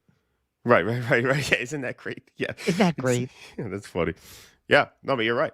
That definitely does say something, for sure. Fat Not So Fat says, U.S. military bases just approved Starlink internet. Oh, gotcha, that one already. Milton Crow says, China is selling PV to even the world's poorest people. Solar panels are the cheapest electricity by an ever-increasing margin. When batteries catches up, fossil fuel will be obsolete. Thank you, Milton. Appreciate that. Brandon Guillory says the Mamdani drama is the Obama drama, but on the state level. Both sides of the duopoly are playing the same playbook. History is a giant cycle. Jim Table, thanks for the $2 super sticker. Bustelo Maserati says Otani is king. We will see. We will see. He's looking pretty good. Jolly Man Big Boy says Graham Platner here. Feels like a Mr. Show sketch. Yeah, exactly. Graham Platner here. We gotta get someone who could play Graham Platner. Yeah, that would be great.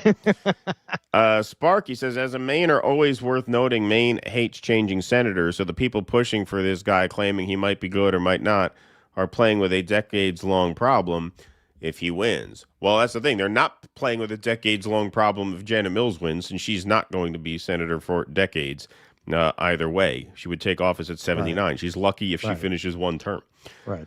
Tommy D says, we'll remember you forever, Eddie, for the sacrifice you made. We can't forget the price you paid for love. Oh, man, that's going to be the movie. That's Phantom of Paradise.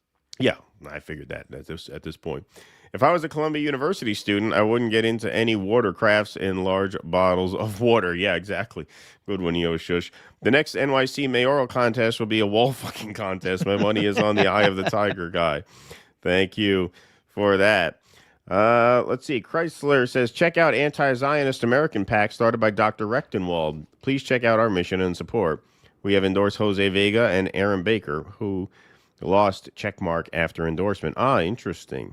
Interesting. Thank you for that. Oh, hey, speaking of Jose Vega, I want to plug this event. So Jose is having an in-person town hall on November 2nd. So if you are local and you want to go to that, November 2nd, 3 p.m. That's a week from this Sunday. Just go to votevega.nyc and you'll see it right there on the homepage. And there's a link where you can click to RSVP and they will give you the exact location when they do that. So if you are local or somewhat local and you want to come see Jose Vega with special guest Josephine Gilbo and Anthony Aguilar, we had on our show, he will be there in person.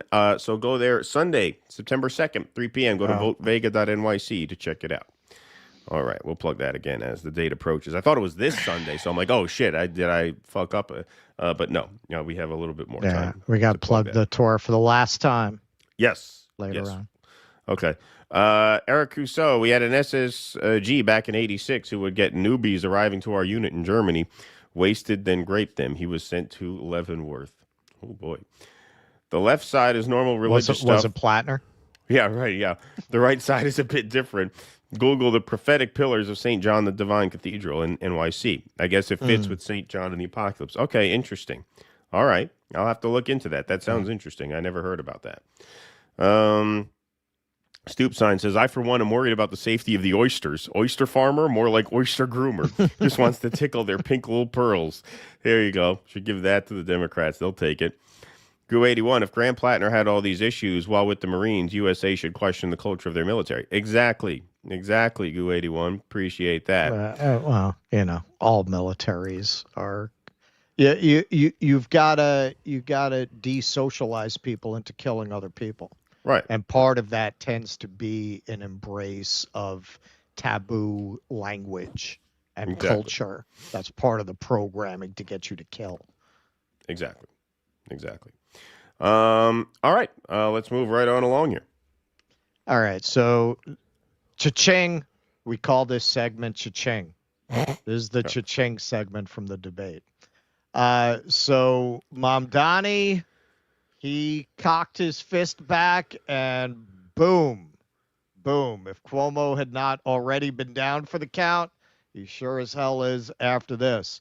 Taking a page out of Donald Trump's playbook, Mamdani had one of Cuomo's victims in the audience, and during a lightning round where they were all free to ask the other candidates a question, this is what he asked Cuomo. Mr. Cuomo, in 2021, 13 different women who worked in your administration credibly accused you of sexual harassment. Since then, you have spent more than $20 million in taxpayer funds to defend yourself, all while describing these allegations as entirely political. You have even gone so far as to legally go after these women. One of those women, Charlotte Bennett, is here in the audience this evening. You sought to access her private gynecological records. She cannot speak up for herself because you lodged a defamation case against her. I, however, can speak. What do you say to the 13 women that you sexually harassed?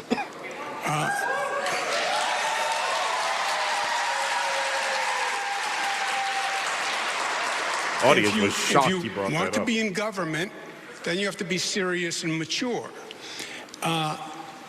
Okay, yeah. So that was a talking point all night, predictably. It's not just TikTok videos.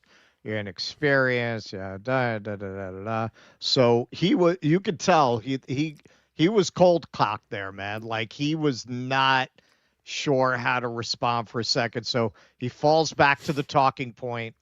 And then his big talking point about this was it's the Addams family defense. He's a real lady killer. Acquitted. Yeah. They didn't prosecute. There were allegations of sexual harassment. They were then went to 5 district attorneys, fully litigated for 4 years. The cases were dropped, right? You know that as a fact. So everything you just stated, you just said was a misstatement, which we're accustomed to from you. Stated was a misstatement? Yes, because the cases were dropped.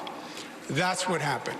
And my question. Yeah, the cases being dropped does not make the fact that he sued for the gynecological exams of one of the alleged victims a misstatement at all. Exactly. At all. Nor does the fact that he claimed that there are these allegations a misstatement. They didn't prosecute you doesn't mean you not get 13 women. 13 women just decided to make this accusation against the same person. To you still didn't answer. Why won't you say BDS against Uganda for saying gays should be imprisoned for being gay? Okay. You have no problem with BDS against Israel, but no BDS for Uganda. Oh man, what Images a of loser. Jews being So he was hitting that point all night too. Apparently, when he was visiting, Mamdani took a picture with a politician who helped, I think, write that anti-gay legislation. And Mamdani said, quite credibly, I wouldn't have taken a picture with her if I had known that. Listen, this is not going to stick because nobody believes that, if anything, Mamdani may be too extreme in his advocacy in that area. This is somebody who has put out on his website support for public funding of youth gender transition medicine. So he just put out a video with a drag queen. Like, does anybody believe that Mamdani in some way is anti-LGBTQ? Nobody believes that. If you want that kind of thing to stick, it has to have an underlying kernel of truth. It has to appeal to something that people are afraid of. Ultimately, it's an accusation of hypocrisy, bring it back to the Israel thing. Well, why do you want BDS against Israel, but you don't want BDS against Uganda?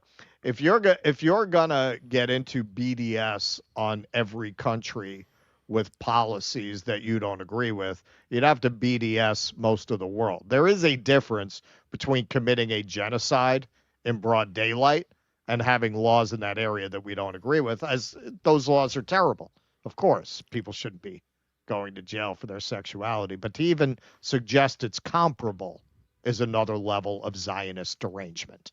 Yeah, I mean, absolutely. And the fact that Cuomo went there after being asked that question is really indicative of the fundamental mistake that the establishment made in the Mamdani race from day one, which is they really decided to make this race a referendum on Israel and on Zionism. Mamdani said how many Jews in New York? Right. You can't lose. Exactly. That was their formulation. They all have the same opinion. That was their formulation. And it backfired because Mamdani, he had his position on the issue. But if you look at all of the videos that Mamdani put out that went viral in the very early stages of his campaign, which will put him on the map, they're all about affordability and the price of rent. And he went out and he interviewed Trump voters in Queens about why they voted for Trump, and they spotlighted their economic concerns. The video that he made about the price of the chicken and rice at the halal cart, none of it was about. He did not center Israel in the way that they did. They brought the issue to him thinking they could shiv him with it, and it blew up in their face because most New Yorkers are against what Israel is doing right now. And so they screwed themselves, and their reflex, even after a year-long campaign where they're now on the doorstep of losing by 20 points to the guy, still can't help themselves but reverting to the Israel question, as if that's going to pay dividends. It's a completely dead issue. Obviously, you've been trashing this guy as an anti-Semite for a year, and he's up by 20 points. Yes. So that's obviously a dog that's not going to hunt, and they keep going back to it anyway. And as for the grilling him about the sexual harassment victim, I mean, you heard gasps in the audience because even they were surprised that he went there. But I was telling you this offline. I was like, maybe they were thinking, you know what, he's up 20 points. He's not going to take any chances. But no, you don't take anything for granted. Like, he saved that for the last debate. You never know. And boy, did that land. Flawless victory.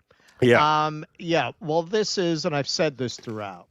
Yes, certainly 10 years ago, anyone that was sanctioned by the Democratic Party would have won. The times are definitely changing. I've said repeatedly, I think the fact that New York has an unusually young demographic, the median age is very unusually young. It's something like 36. I think that is tremendously in Mamdani's favor. And the reason for that is people don't tend to want to raise their families within the 5 boroughs. Once they have kids, unless they're super wealthy and can kind of insulate them from the realities of being raised within a city like that, they go to New Jersey, they go to Connecticut, they'll go into Yonkers. They don't stay within. So that's definitely worked in his favor. All that having been said, if they had not run such an odious pig as Andrew Cuomo, chances are Mamdani never would have been able to break out like that. Like, if they had run a candidate that no one who ever hashtagged Me Too could get behind, unless they are just absolutely Zionist maniac, which, as we can see now, is not a majority even within the Jewish community, they just can't swallow that. They just can't vote for the guy who left office in disgrace for assaulting 13 women. They just can't. And in terms of the conservative voters that you might have been able to win over with a more, a less damaged candidate, the killing grannies thing is anathema. They're going to vote for Sliwa. That's part of why they're so desperate to force Sliwa out of the race. But if you did, because it's Cuomo, they're just not going to vote. Right. Cuomo is a no-go for too many Republicans because of his COVID policies. You ran like the worst person you could possibly have thought of to run, Andrew Cuomo. Like what? The arrogance of thinking that this campaign would not implode. Yeah. They're saying, Muslim guy? Yeah. Right. Exactly. Doesn't matter. Doesn't matter if he assaulted 13 women. Well, he didn't get prosecuted. Yeah, exactly. That's their line. Jolly Man Big Boy, Graham Platner here. Graham Platner here. A few days ago, several unsavory posts I made due dissident super chats regarding circumcisions and screwing the wall, which Schmooly products have resurfaced. Thank you. Nazis too far left for Dems. Thank you, Edward Campbell. Appreciate that. Socialist, right? P. Walker says, I hesitate to quote him, but Jenks said Republicans are paid to win, Democrats are paid to lose. So true. That is true. That is certainly true. Stoop Sign says, now I'm worried Cat has a globalized the Intifada tramp stamp. Haha. Goo81 says, same time these Graham Platner videos, apologies, remind me of Mayor Ford of Toronto. Yeah, kind of. Go Blue Jays. You're a Toronto guy, Goo81. Yeah, go Blue Jays. I'm rooting for the Blue Jays, even though they beat the Yankees. I can't root for the Dodgers. All right. Keep going. We can keep going. We got a couple more quick hits. All right. So this is a quick one. So Cuomo dropped an ad. I think it was right after the debate. I guess this was their big plan that they were going to, seize the momentum that they got after being humiliated with one of Cuomo's victims in the audience. They were going to seize the momentum. So this is really this is an ad so racist that they pulled it down right away. My theory is they put it up and somebody with sense saw it and said, what the fuck are you doing? Pull it down right now before some asshole screen grabs it. But somebody did. Too late. It's beyond racist. Like, it is racist, but on top of that, it's just so fucking cartoonishly absurd. It's unbelievable. So this is Prem Thacker. Andrew Cuomo's campaign just posted and quickly deleted this AI-generated ad depicting criminals for Zohran Mamdani. Features a black man in a keffiyeh shoplifting, an abuser, a trespasser, a trafficker, a drug dealer, and a drunk driver, all declaring support for Mamdani. It also features a black man in like 1970s stereotypical Superfly pimp outfit. It's got that too. All right, so let's take the drunk driver is the funniest of this. The drunk driver is just so great. It's the funniest, but the least racist. Yeah. Mamdani's opponents want you to believe he's an inexperienced radical whose policies will make New York City more dangerous. But what do his actual supporters... You got him eating the rice? With his hands, yeah. Oh my! I mean, he does eat rice with his hands, but what are you putting that in the ad Of course, for? obviously. He's not one of us. First of all, I don't He's think he a eats rice with foreigner. his hands. He dips stuff in rice. I think he eats it with his hands. Oh yeah, I think it's the like rice itself, or you don't dip. I thought you were dipping it in the pita. Yeah, no. I mean, this changes everything. Now I have to read this. Well, that's it. I mean, Cuomo's See, it's a success. It's a good ad. Cuomo's See? looking pretty good. It's a good ad. Yeah. Mamdani isn't crazy. He's just trying to even the playing field. Give everyone a fair shot. Sure, he said multiple times we need to defund the police, but that was just a metaphor. And yes, he did say crime is a social construct. But that was also a metaphor. His main backer, the Democratic Socialists' ideas are common sense, such as Decriminalizing misdemeanors. This is emaciated Idris Elba here. Third-degree assault. trespassing, prostitution, and drunk. Okay, and are they all white women? I'm gonna die. Asian and white women. because I got a cold. I'm gonna die if I cough that hard. Laughing and drunk driving, like the benign looking white woman with the pearl necklace. You cut to her, and she's got a fucking brown paper bag. Go ahead, play that again. The drunk driving. That's the funniest part. What was the movie? I think Michael Douglas was in it. It was one of those movies like Crash, but it was dealing with like the drug problem. Yeah, with all the different storylines. You're talking about a much better movie than Crash. Traffic. Okay, so you got his blonde, blue-eyed, master race daughter getting fucked by the very well-muscled black drug dealer. I saw this movie. I said, okay, so the message is if we don't solve the drug problem, black men are going to fuck your white daughters. Right. Like, that's what they're conveying. Like, why did they dwell on that as much as they did? Like, what are they getting across? Like, what fear, what anxiety are they playing on with that? That's kind of this. That's why I looked at the van like, are there any black women in that? No. He's gonna the black pimp is gonna steal your white daughters if you elect Mamdani. Prostitution. The drunk driver thing is just And drunk driving. With plans to decriminalize all drugs, Mamdani will be a job creator. All of a sudden, she's fucking for drug swinging dealers. vodka out of a paper bag. Instead of helping us homeless get off the streets and into the mental health facilities we need, he wants to give us safe injection sites to do crack and let us sleep in subway cars. These are actual policies Mamdani and the DSA want to implement on day one. When a woman's being domestically abused, she finally won't have to deal with some pesky cop to arrest the abuser, but now a social worker to help, kumbaya the situation. Great. Breathe in, breathe out. Mamdani is finally lowering jail sentences. Guilty! But Mamdani says you're free to go. Who cares if legalizing prostitution statistically leads to an increase for sex trafficking of women and young girls by 70%? You can't have safety without equality. For unlawful abiding citizens like us, globalize the intifada. I'm a criminal. I'm a criminal. I'm a criminal. I'm a criminal. Yep. I'm a criminal. For Zohran. For Zohran Mamdani.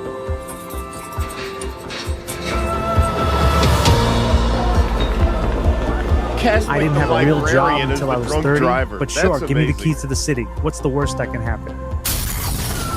Paid for by Cuomo for NYC. Holy shit.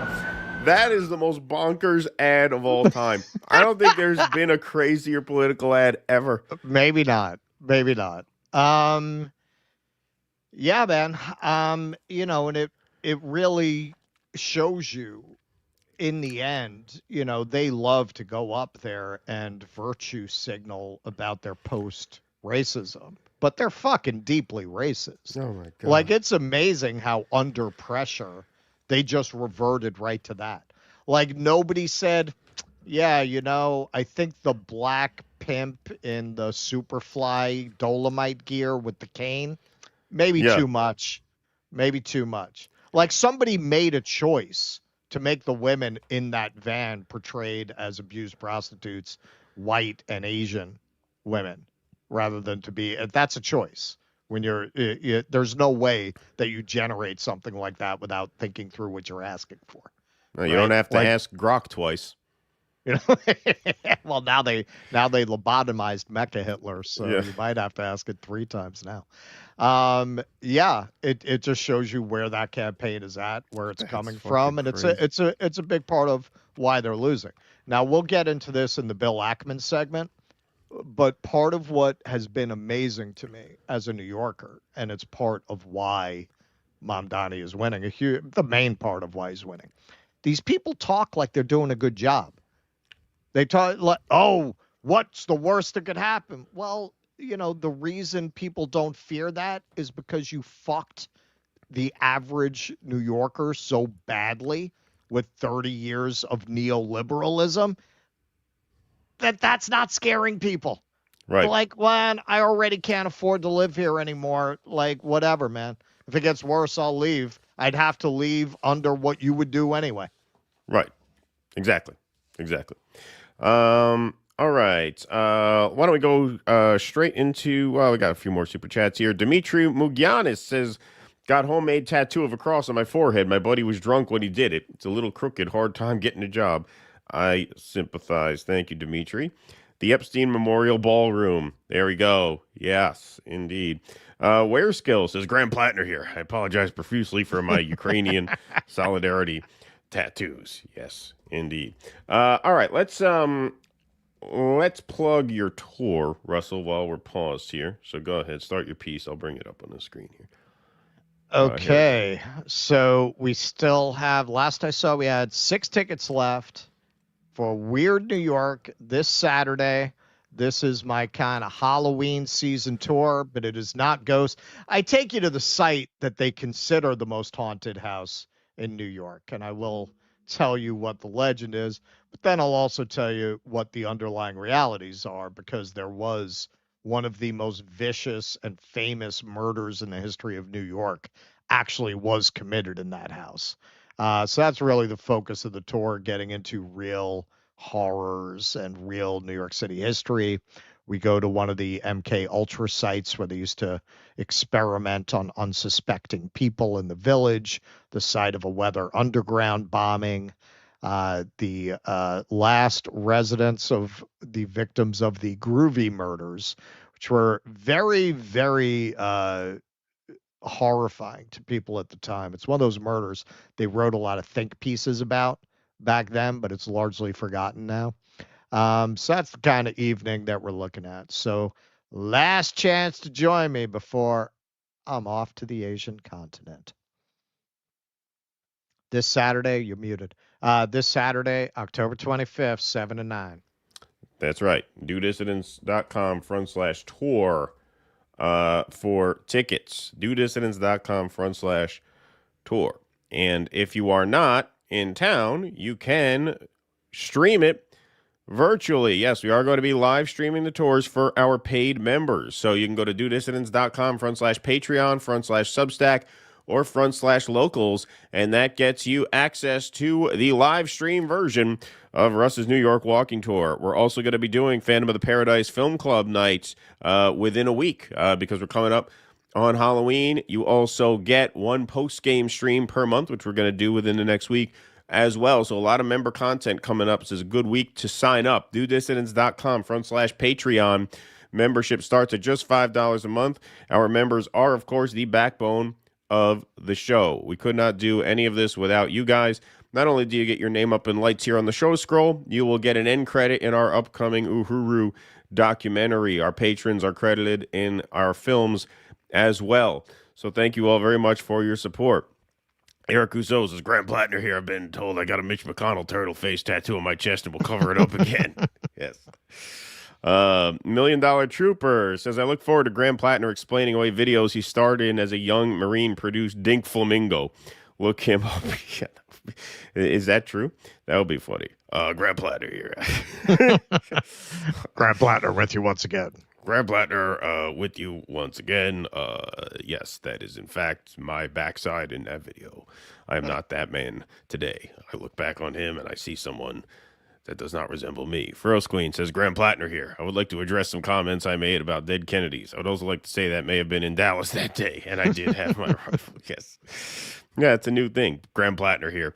Damn it, Keaton, I just can't get Sweet Home Yerushalayim and Huckabee jiggling like Fat Albert out of my head. Also, when are you fuckers coming to the Northwest already? Love you both to bits. T-Bone. I was there, man. I Russell went to Seattle in February. He was in Seattle. Yeah.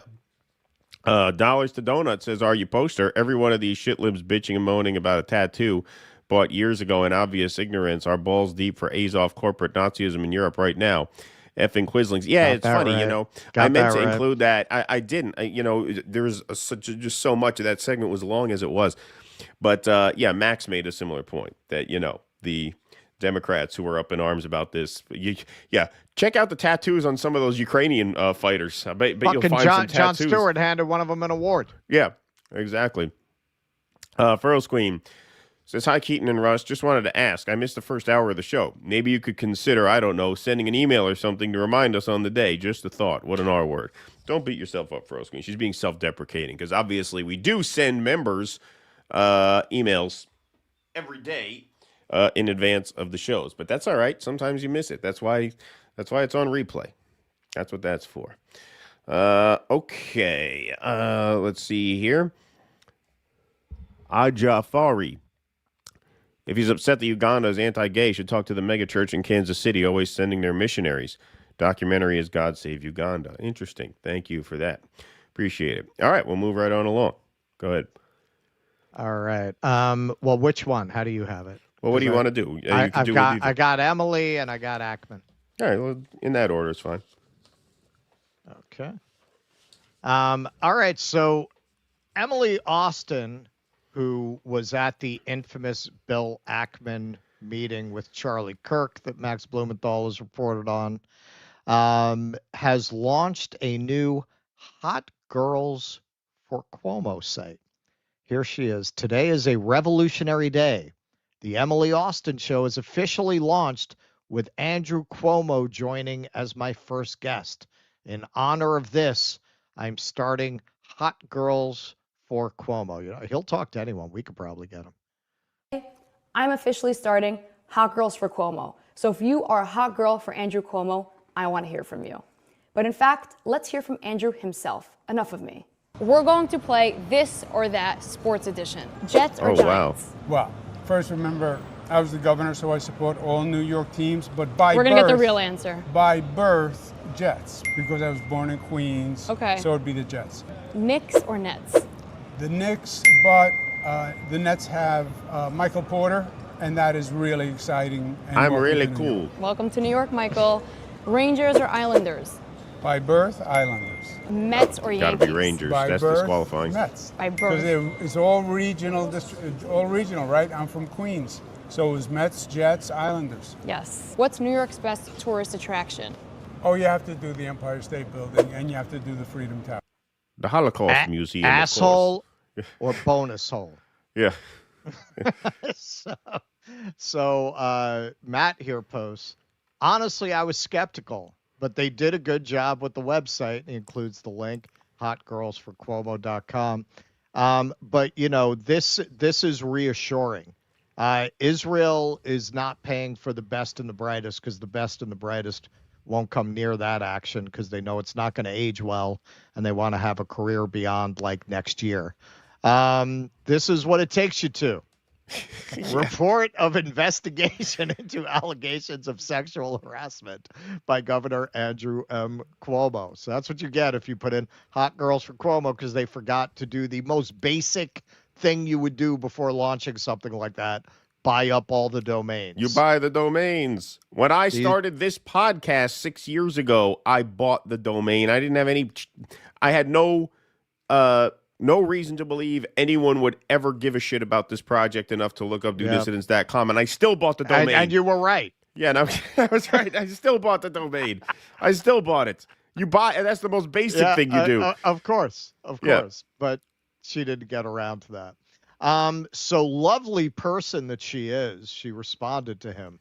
Queer Jew.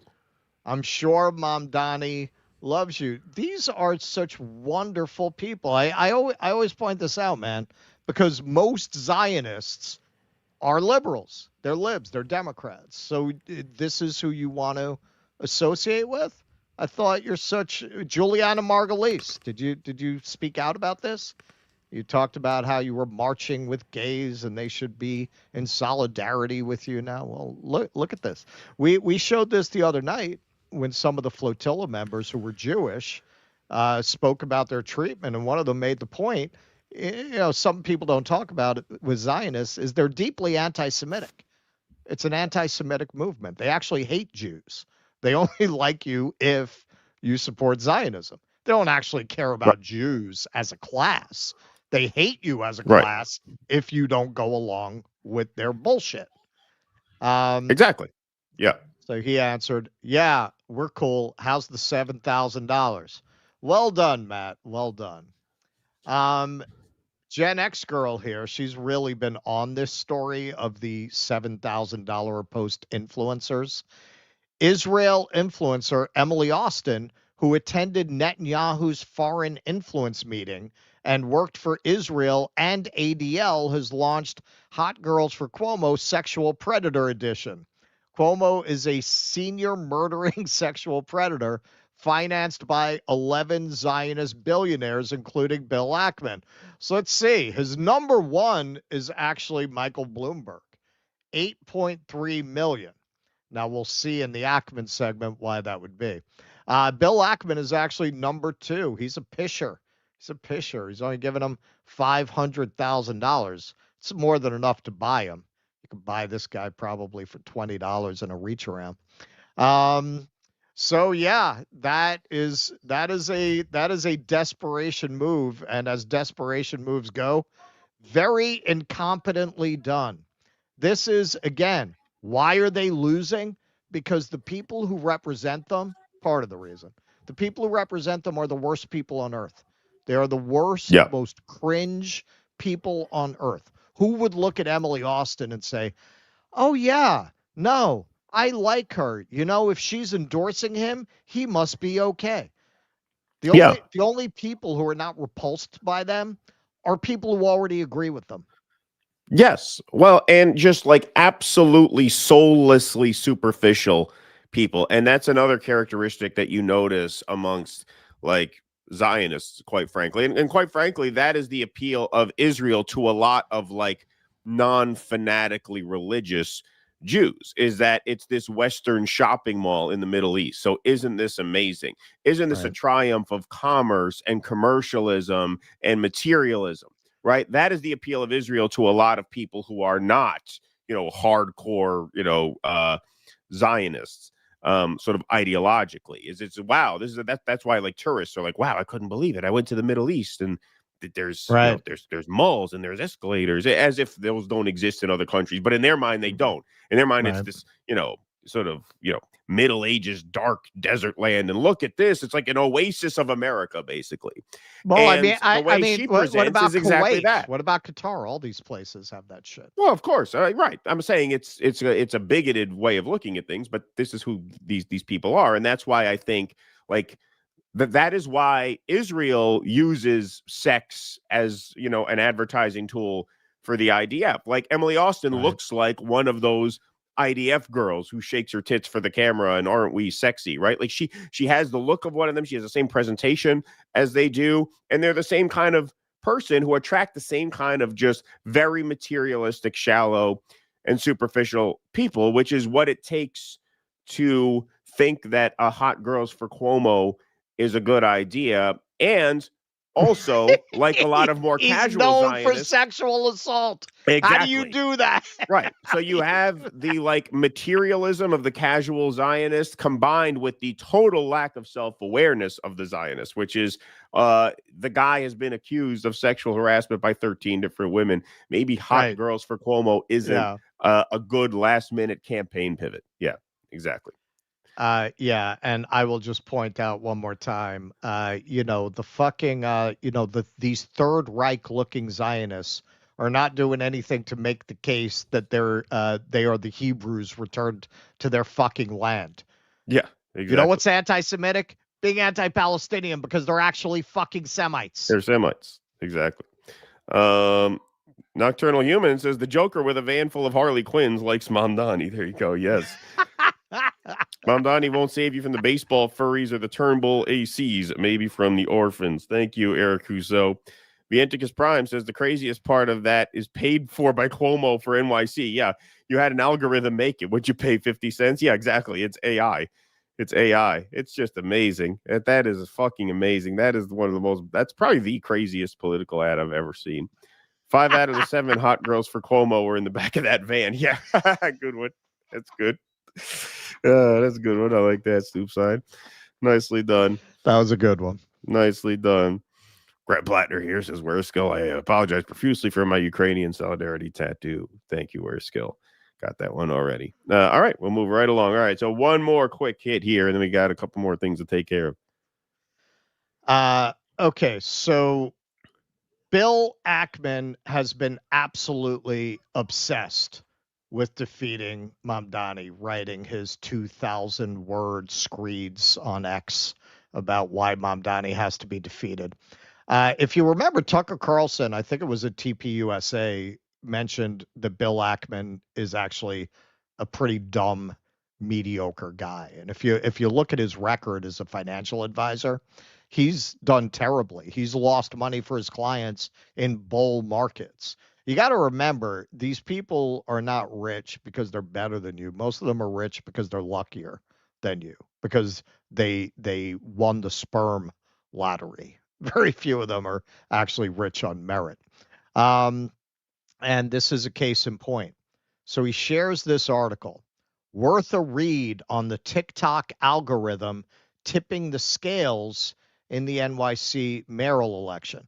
He's talking about the same TikTok that, in anticipation of its takeover by Larry Ellison, the largest private donor to the IDF, hired an Israeli IDF veteran to run content moderation. That TikTok, he's saying, is slanting the algorithm.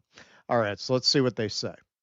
TikTok is allegedly putting its thumb on the scale to help far-left New York State Assemblyman, I was like, what? Zohran Mamdani win the New York City mayoralty, a new report claims. The Chinese-owned app's algorithm is, quote, distorting the playing field in New York City's mayoral race by amplifying pro-Mamdani content while suppressing videos backing his opponent, Andrew Cuomo, according to a Tel Aviv-based tech insider who cited a key leaked document from the social media company. Quote, early evidence points to algorithmic influence that may be shaping voter perception in the New York elections. Yohanatan Dodeles, if that ain't a Star Wars name, I don't know what is. Yohanatan. Yohanatan Dodeles. Yeah, this is the ship that made the Kessel run in 7 parsecs. Wrote in a Medium post published Tuesday. Oh, well, it was in a Medium post. Well, clearly, this is not a complete waste of the reader's time. You got a lot of sound bleed there, Keaton. By analyzing millions of videos, they set a normal rate for how often posts are typically displayed on users' feeds, then looked for topics that got extra unexplained promotion. Political videos, especially those supporting Mamdani, were shared far more often than expected, while pro-Cuomo videos appeared less often, Dodeles claimed. This is, I mean, if you're smart, you can already see how stupid this claim is. They're claiming that there is literally no explanation for why TikTok would be sharing and producing, why the content creators would be producing more Mamdani videos than Cuomo, and why people would be sharing more Mamdani videos than Cuomo. And this is a very good example of that lack of self-reflection. You have to be so far up your own ass to not understand that a platform that skews towards younger people is going to skew towards the pro-Palestine candidate. They can't imagine that there might be the explanation that it's rooted in who uses the platform and the fact that you've entirely lost young people. You've entirely lost them. Like that's it. No, it has to be China manipulating the algorithm of this platform that is now run by an IDF veteran. Okay, so what's the age breakdown there? 18 to 24 years old, proportion of U.S. TikTok users, 2025, 27.2%. Now, it is kind of interesting that it seems like it's dropping off a little bit. I would argue that it's because of the algorithmic interference. Some of them are looking for alternatives, but that's my own speculation. 25 to 34, 39.7%. So basically a full 2/3 of people who use TikTok in the year 2025 are under the age of 34 years old. It does not require some conspiratorial theory about China interfering with the algorithm to understand why it's primarily what 20-year-old content creator do you think is for Cuomo? What user on TikTok in this age range do you think is for Cuomo? The fact that he even shared this as if there was any credibility really demonstrates what a mediocre intellect he is, as Tucker Carlson indeed claimed. Well, they don't care. I mean, they don't care. I mean, that's a recurring pattern. Is they don't care how obviously wrong they are or how ridiculous they sound. It does not matter. Yeah, Right. I mean, cults operate in that way. It's almost like the more absurd your claim, the more credibility you gain within the cult because you're expressing a willingness to debase yourself for the cult. Right. So here's a good example. This is from Censored Humans. Pro-Israel supporters trying to convince young people on the streets of America that Israel is the victim. Watching young people's reaction to their attempts of brainwashing. Israel lost definitively the narrative and lost younger generations forever. So this is pretty funny, man. This Zionist influencer goes out there thinking he's going to corner people. He's got a picture of the two who were killed outside the embassy, trying to say, well, you support Palestine. Look at these. Yeah, he doesn't get what he was hoping for. Images of Jews being burned. You feel good about yourself? Palestine always. So do you support terrorism? I support Palestine. Thank you, bro. Free Palestine! Fuck Israel! Free Palestine. That's how you want to end this? Free Palestine? Free Palestine in front of this image of dead Jews. Really? Free Palestine. Really? Free Palestine in front of these images of two Jews that were killed. Free Palestine, free Palestine, free Palestine till I die. In front of this image free of dead Palestine, Jews. free Do you know how Palestine. that makes you look on camera? F***ing Zionist, inbred f***ing idiots. I don't f***ing care what a settler has to say. Just anti-Semitic. It's against the state of Israel. Zionism is a settler, white supremacist state. Are you anti-Israel? I am. Okay. Okay. I love how he thinks they look bad. Like, you don't think you look bad on camera showing a picture of the two who were murdered in D.C. and saying, you're going to say free Palestine while looking at them? That's like holding up a picture of the white girl who was killed by the black guy in North Carolina. I forget her name. And saying, are you really going to say Black Lives Matter while looking at this woman? Yeah. No. Laken Riley was the immigrant. This is the Ukrainian who they were all, trying to gin up a race war about. I forget her name. She was killed by a black guy. So if you put a poster of her and then you're going to say to somebody, are you going to say Black Lives Matter while looking at this picture? How dare you? Like, the fact that somebody was murdered doesn't mean I don't believe in civil rights anymore. No, of course. They don't understand how ridiculous they look. There's something broken in them. They just don't get that you actually look like an emotionally manipulative man-child by putting that person, by making them answer that question in that way. And it also shows how they think. Like, I'm going to make you fear that you're going to suffer social consequences for having this opinion. He goes right to that. So now here is Bill Ackman getting a little bit more into why they're so determined to stop Mamdani and why they have not been able to. This was a banger. A lot of the right-wing libertarian kind of accounts are sharing around, the billionaire fuckers, and they get done sticking it in the wall. They open up their mouths for the billionaires. Cares more about being in the spotlight, Curtis Sliwa, cares more about being in the spotlight for 2.5 weeks than he does about New York City.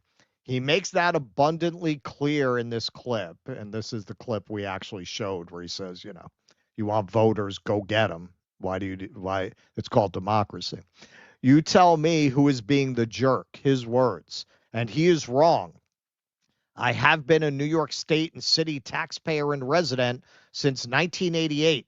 Just in the last decade, I have paid $480 million of state and city taxes and donated $350 million to New York City institutions. I have done my part to help New York. New York City needs more billionaires, not less. The city works because the millionaires and billionaires pay the taxes and make the donations that support the entire community and the institutions and services that make NYC great. Zohran Mamdani says billionaires should not exist. Zohran says he is an existential threat to me and other billionaires. That's not a smart strategy for raising the revenues that keep the city solvent. And yes, he is also a jerk. Okay, so I'm going to recommend these two books to you. If you want to understand modern New York, if you want to understand how New York got the way that it is, what the politics of modern New York are, this is the best book I've ever read on 1970s New York, which looms very large over every political contest in New York. We don't want to go back to that. We don't want to go back to that. That's definitely read that. And understand the gentrified, Disneyfied hellhole it is now. Vanishing New York, Jeremiah Moss. Those two books. If you're curious, if you want to understand more about what's going on here, what dynamics are at play here, those two books will give you a pretty good education. So Bill Ackman talks about what he pays in city and state taxes. And you'll get a lot of people will say, what, you want to go back to the 70s? You know how bad it was in the 70s? Yeah, man. No reasonable person says, yeah, you know what was great? 70s crime. We need 70s crime back. Nobody says that. But when they cleaned it up, they didn't clean it up for the New Yorkers, for the average working New Yorkers who wanted it safe. What they did was clean it up for people like Bill Ackman.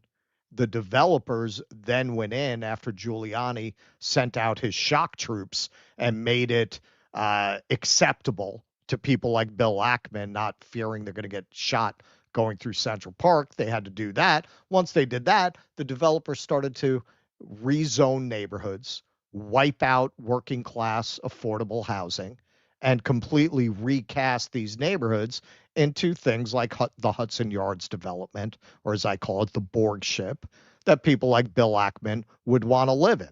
Is it safer and cleaner? Sure. For who? For people like Bill Ackman. That's why he likes it this way. Right. When he talks about the money that he's put into institutions, this is money that's gone into institutions that most New Yorkers don't experience.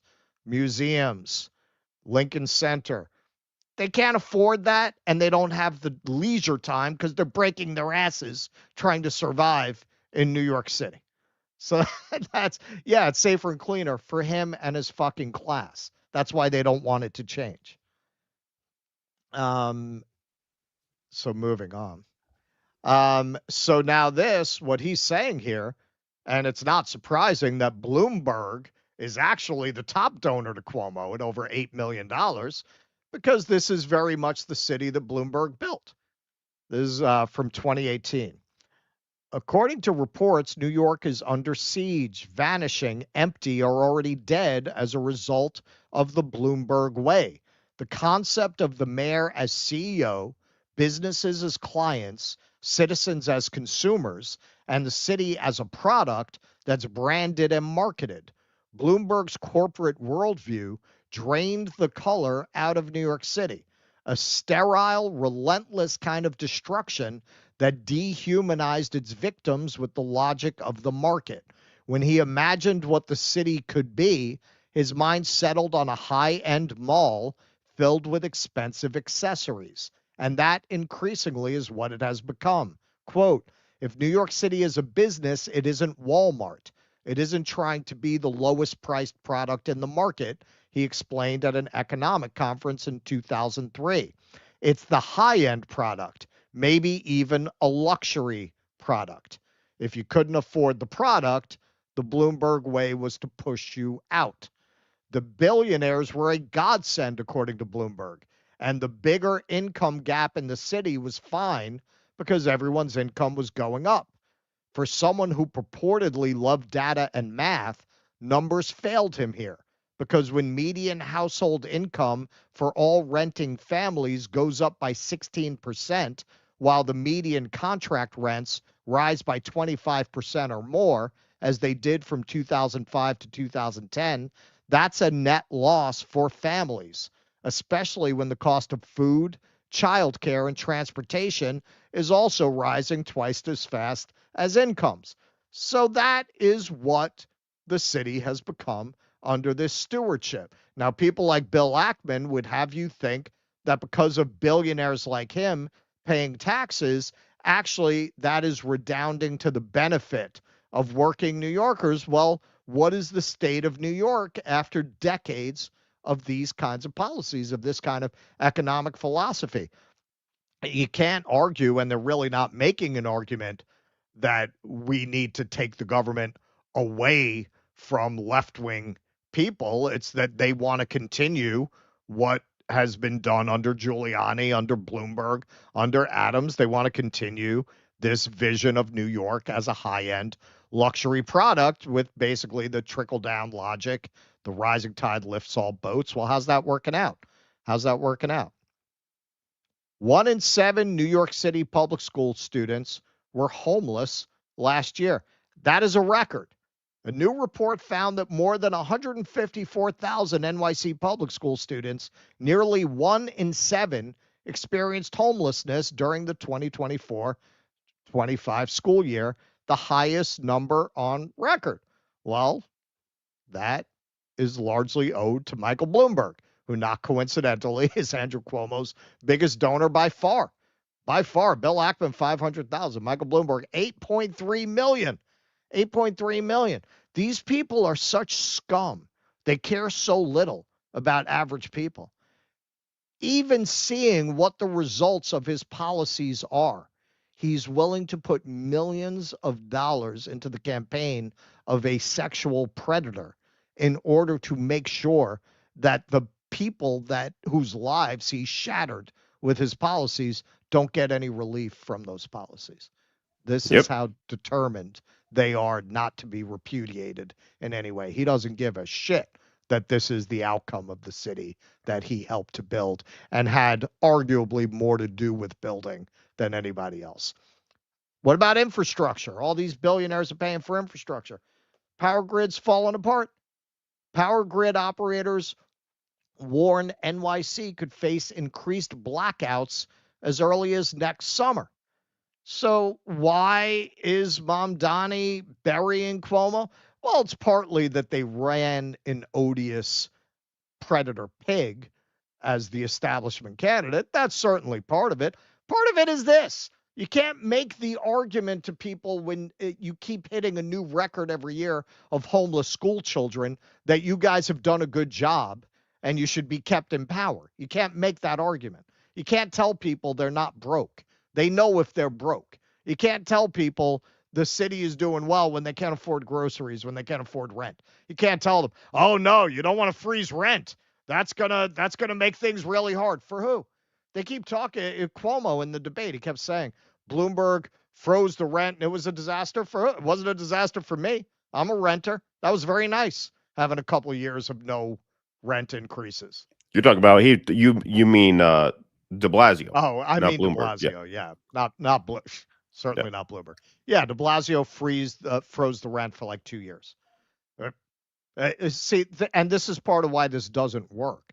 When Cuomo goes up there on stage and he starts talking about what a disaster rent freezes were, anybody who experienced that rent freeze is saying, what the fuck are you talking about? What are you talking about? That was great. That was great that my rent didn't go up. Yeah, that's a huge percentage of the city. I mean, what is it? 40% of units are rent stabilized, something like that? They were saying in the debate it's 25% that are rent stabilized. But you have to take into account also 1 in 8 units is NYCHA. 1 in 8 units is a housing project. Right. So, at that point, you've got... Yeah, it's like 40% of available units to the general public are in rent some stabilized. way under public management. Yeah. So Mamdani, this was a funny thing. What's the name of this show? I guess Flagrant 2. Flagrant 2? Yeah. All right. So he went on this show, which is kind of a Joe Rogan aligned manosphere kind of show. And he got on famously with these guys, and he talked a little bit about how much money Bill Ackman is spending against his campaign. I think this idea that like New Yorkers are going to flee because of a 2% increase, it's like, I've been everywhere else. You're not going anywhere. Bill Ackman's not going nowhere. He's going to be in the Hamptons all fucking There's only one place to write those tweets. That's it. New York City. Exactly. Every character you want. AC goes out in July in Miami. You sweating writing tweets? There's no way. He's spending more money against me than I would even tax him. Every day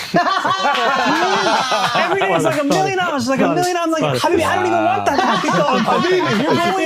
You're going above and beyond. Yeah, they cannot allow a guy, or don't want to allow a guy like Mamdani to become mayor, because it's also a repudiation of their entire legacy. It's very much why Obama decided to get involved in the DNC chair race when Keith Ellison was running.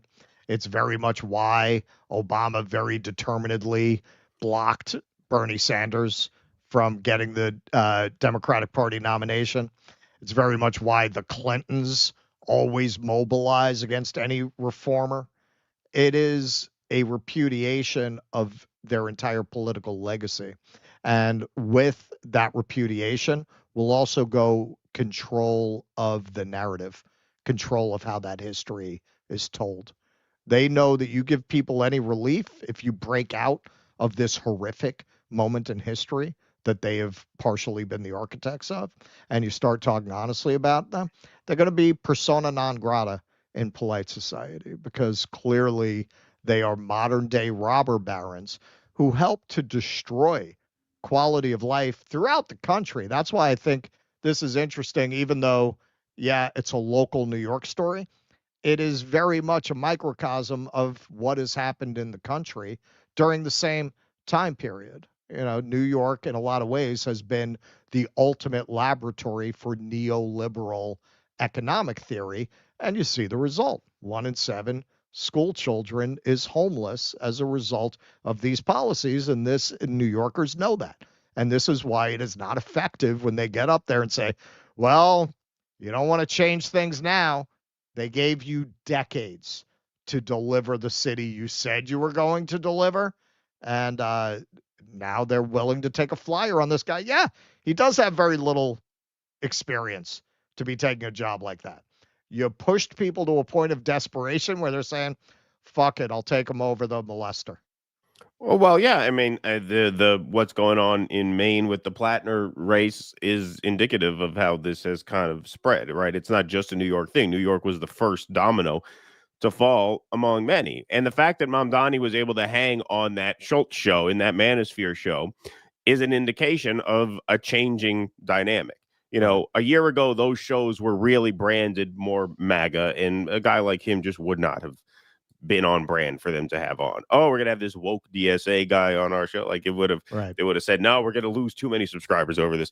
But you know, now you can they're also able see, to, they're able to hang. You can also see his talent in that he was able to go with that vibe. Oh yeah, he's a very his good body politician. language. Yeah, no, he is very good. Into, like he is able to, his whole body language. He felt very comfortable there. There's a whole bit where they bust his balls over the bench press thing. Yeah. And yeah, he just rolls with it super well, and has them all, you know, laughing and cracking up. So yeah, no, I mean, there's definite talent there, obviously, and it's just hilarious how Ackman is not letting this go. He keeps doubling and tripling down. At this point, don't you understand that the more you go all in against this guy, the more humiliated you're going to be? Don't you understand it's not working now?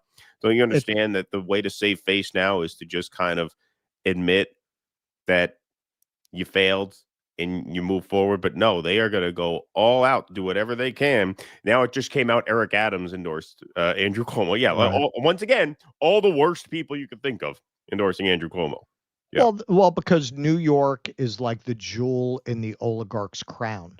And like aristocrats throughout history, they are too narcissistic and too much in a bubble to accept that they have lost the people's trust and love. And being narcissists, they would rather kill all the people than let the people tell them what to do. They think they have the divine right to govern society, and that in the end, society is there to serve them. Exactly. All right, folks. Hey, just a brief word from one of our dissident sponsors here. John Coa has got his new album coming out, A to Z. We've been previewing some tracks. We played his cover of the great Bob Dylan song called Not Dark Yet on the intermission last Sunday's show. That's one of a great many tunes on this album. Almost Cut My Hair by Crosby, Stills, Nash & Young. Angel in the Snow by Elliott Smith. Bruce Springsteen's acoustic classic Atlantic City. The Boy in the Bubble, a great Paul Simon tune. Brawny or Stomp, the Led Zeppelin song, is a great song as well. Rolling Stones, Dead Flowers. And of course, some originals, Just a Little Off the Rails which we've previewed here on the show a couple times before. And Zimbabwe by Bob Marley. Those are just a few of the tracks on the upcoming album. We do have more that we're going to be previewing on the Rumble switches every Sunday. We can't play them here for copyright purposes, but we do play them over on the Rumble side. And so go to dudissidents.com/Koa to support John Koa. dudissidents.com/Koa has links to his Spotify, his Apple Music, and of course his YouTube channel. So go and sign up and catch some tunes. Great stuff there. Okay, let's see what we got here. Fiercely Independent says, do you foresee the legacy media dying completely? I mean, it'll exist in some form. Yeah, it'll mutate. It'll always exist in some form, right? I think you're going to be watching CNN, and I don't think this is going to be too long. I think you're going to have a comment scroll on the side, just like you see here. They'll have like a chat. I think they're going to, exactly. you're going to be able to like tie your phone into it. Right. Yeah. That's actually not a bad idea. We should pitch that to Larry Ellison. Maybe he'll give us some money. Jack Carolan, Corbyn tried to appease Zionists. Mamdani, beware, of course. Absolutely. Eric Rousseau, by joining Hot Girls for Cuomo, you get one ass grab by Cuomo himself, but you have to be out. Exactly. Cuomo, I never harassed any women. My crime is being Italian. We like to hug, kiss, and feel. Mamma mia. That was his original defense. Yeah. That the Italians can be handsy. That's right. Well, that's that classic screen grab from Fox. I'm perverted because I'm not perverted. I'm just Italian. I think that's what it was. That's right. Always get what you can for the rights. I don't plan on my books getting popular, but I still registered the copyrights before editing, and I registered my trademark. There you go, Vianticus Prime. There's a reason why I call what we live in the lowerarchy or the lesserarchy. We are ruled by those who have less to offer society than us. Good point. See, that's a philosopher talking, right? Didn't you say, did you teach philosophy or did you study philosophy? J&K Murdoch, Fox News, for Cuomo, MSM has no sides. Vanguard Feud 2025. There you go. Thank you, Andrew Gardner. Appreciate that.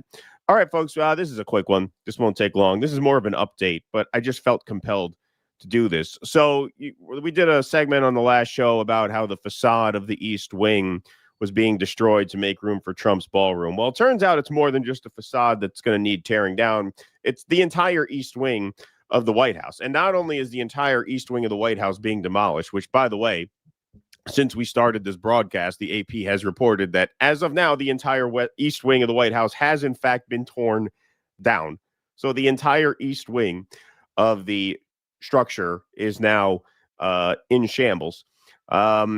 National Trust for Historic Preservation warned that President Trump's planned 90,000 square foot ballroom would overwhelm the White House itself, which spans just 55,000 square feet. That's right. So not only did they tear down the entire East Wing, but this ballroom is going to be almost double the size of the White House itself, which means really this structure is now a ballroom with a White House attached to it, right? The White House is now an appendage of the ballroom. This is now a catering and event center that just happens to have the president living in an attached structure next door. So once again, Donald Trump took time to guarantee us that this would not happen. He did make assurances back in July that the existing structure would not be meddled with. With the current building, it'll be near it, but not touching it, and pays total respect to the existing building, which I'm the biggest fan of. It's my favorite. Yeah, well, that, of course, is not the case. The National Trust for Historic Preservation, a nonprofit created by Congress to help preserve historic buildings, sent a letter Tuesday to administration officials warning that the planned 90,000 square foot ballroom will overwhelm the White House itself, which is about 55,000 square feet. We respectfully urge the administration and National Park Service to pause demolition until plans for the proposed ballroom go through the legally required public review processes. Yeah, I'm sure Stephen Miller really gives a shit about that request. Carol Quillen, National Trust CEO, said in a statement citing two federal commissions that have traditionally reviewed White House additions. Oh my, the federal commissions typically review these things in advance. Yeah, I'm sure this crew gives a fuck about that. White House officials dismissed the criticism as manufactured outrage arguing that past presidents had pursued their own changes to the executive campus as necessary. Yeah, Nixon put a bowling alley in the basement. That is different from tearing down a third of the structure and replacing it with something that's twice the size of the existing structure. I mean, it really is like the most ridiculous satire of what would happen if you got this gold toilet failed casino owner in charge of the White House. Yeah. That he would build some huge gaudy dance floor and rip down the White House. Oh yeah, this is the Idiocracy movie, like literally. They said that the privately funded ballroom will be a bold, necessary addition to the presidential grounds. For more than a century, U.S. presidents have been renovating, expanding, and modernizing the White House to meet the needs of the present day. The White House's rapid response team posted on social media, listing examples of prior campus construction, which we went into in the last segment. FDR had a pool in for physical therapy because he had polio. Nixon liked to bowl, so he put a bowling alley in the basement. Barack Obama added basketball hoops to the tennis court to sort of convert an existing tennis court into a basketball court. Truman did a pretty comprehensive renovation because the building was in disrepair.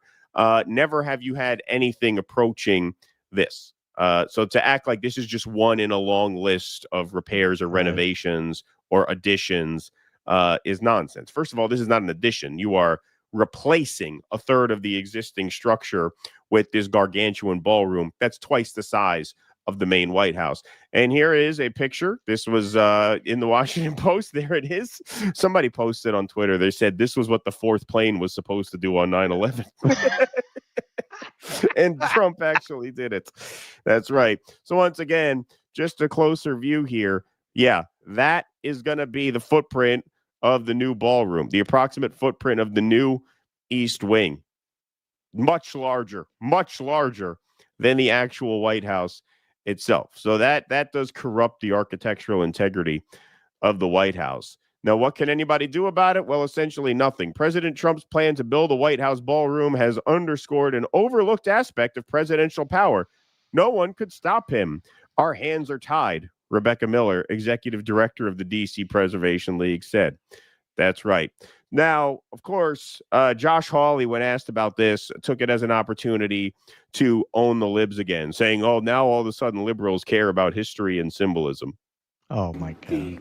This is an iconic building. Mono, I will just say this. I made this point yesterday, that I hear all of a sudden from my liberal friends that they're very concerned about our history. Really, these are the same people who tore down every statue they could get their hands on in the last 4 years. Christopher Columbus, Thomas Jefferson, Theodore Roosevelt. They didn't have any concern for history then. Now all of a sudden, they're like, the facade of the East Wing. Right, but you did. That's the point. You did.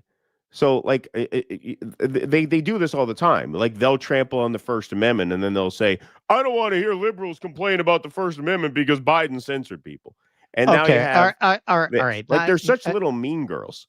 Well, not only that, fucking Cuomo brought that shit up on stage with Columbus. I mean, if you're Italian, do you really want to be represented by a guy who now, more recent court documents of the trials of Columbus in Spain, this is pretty recent, have been uncovered. And it turns out they found him a disgrace because even in that era, the way he treated the natives was considered disgusting. It was considered horrific. Even in that time. It's not even getting into, well, it was a different, not even to go to address the PragerU argument. Well, it was a different time then. Yeah. And they still thought that guy was fucked up. So is that really who you want representing you for your Italian pride? The Italians have produced a lot of incredibly exceptional thinkers and artists.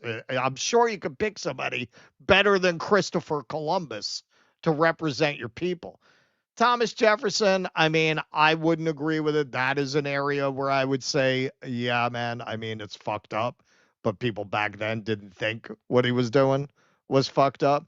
Theodore Roosevelt, the statue you're talking about, I'm not aware of anything outside of the Museum of Natural History. It's not that it was Theodore Roosevelt. It's that was a picture of Theodore Roosevelt on a horse with a black African carrying baggage or hunting trophies on one side and a native serving him on the other. It was a That's statue outside the with museum. very clear racist overtones. It wasn't about Theodore Roosevelt. It was the nature of that particular statue. Right. Yeah. Yeah, absolutely.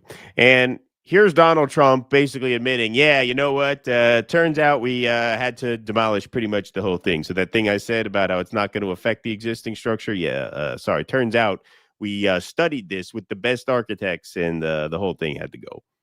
Topic slightly. I see you've got the model of the White House and the ballroom. Many people were surprised the entire East Wing is being demolished because you had said initially that the ballroom would just touch or would not. Well, touch certain it. areas What are being happened? certain areas are being left. We determined that after really a tremendous amount of study with some of the best architects in the world, we determined that really knocking it down, trying to use a little section. You know, the East Wing was not much. There was not much left from the original. It was over the course of 100 years, it was changed. The columns were removed, and it was a much different building. Then a story was added on in 1948, 1949. There was a story added on, which was not particularly nice. And the building was very, very much changed from what it was originally. It was never thought of as being much. It was a very small building. And rather than allowing that to hurt a very expensive, beautiful building that, frankly, they've been after for years. You have that. I brought these along so people could see, but yeah, we know. You know, there's a relative. Nobody's actually seen anything quite like it. I think it'll be one of the great ballrooms anywhere in the world. It's about $300 million. It's set to do many, many things, including meetings of foreign leaders. Okay, first of all, I understand it's a big ballroom. Where do you come up with this $250 million? It costs that much to build a ballroom? I don't think so. If that were the case, how would any catering halls ever be built? Like, why does it take that much money? The honoring of foreign leaders. You can see this. This is a plan. The chairs. If it's got tables so that you honor. Yes, we get it. There's going to be tables and chairs in the ballroom. Wow. It's not going to be standing room only, huh? Yeah, he holds up the blade. You see this? We're going to have tables and chairs. It's going to be tremendous. Very proud of the tables. We're hoping to get it done before the dollar crashes and everyone is relieved not to have to come to this shithole country anymore, so that there's nobody to use the ballroom for. Exactly.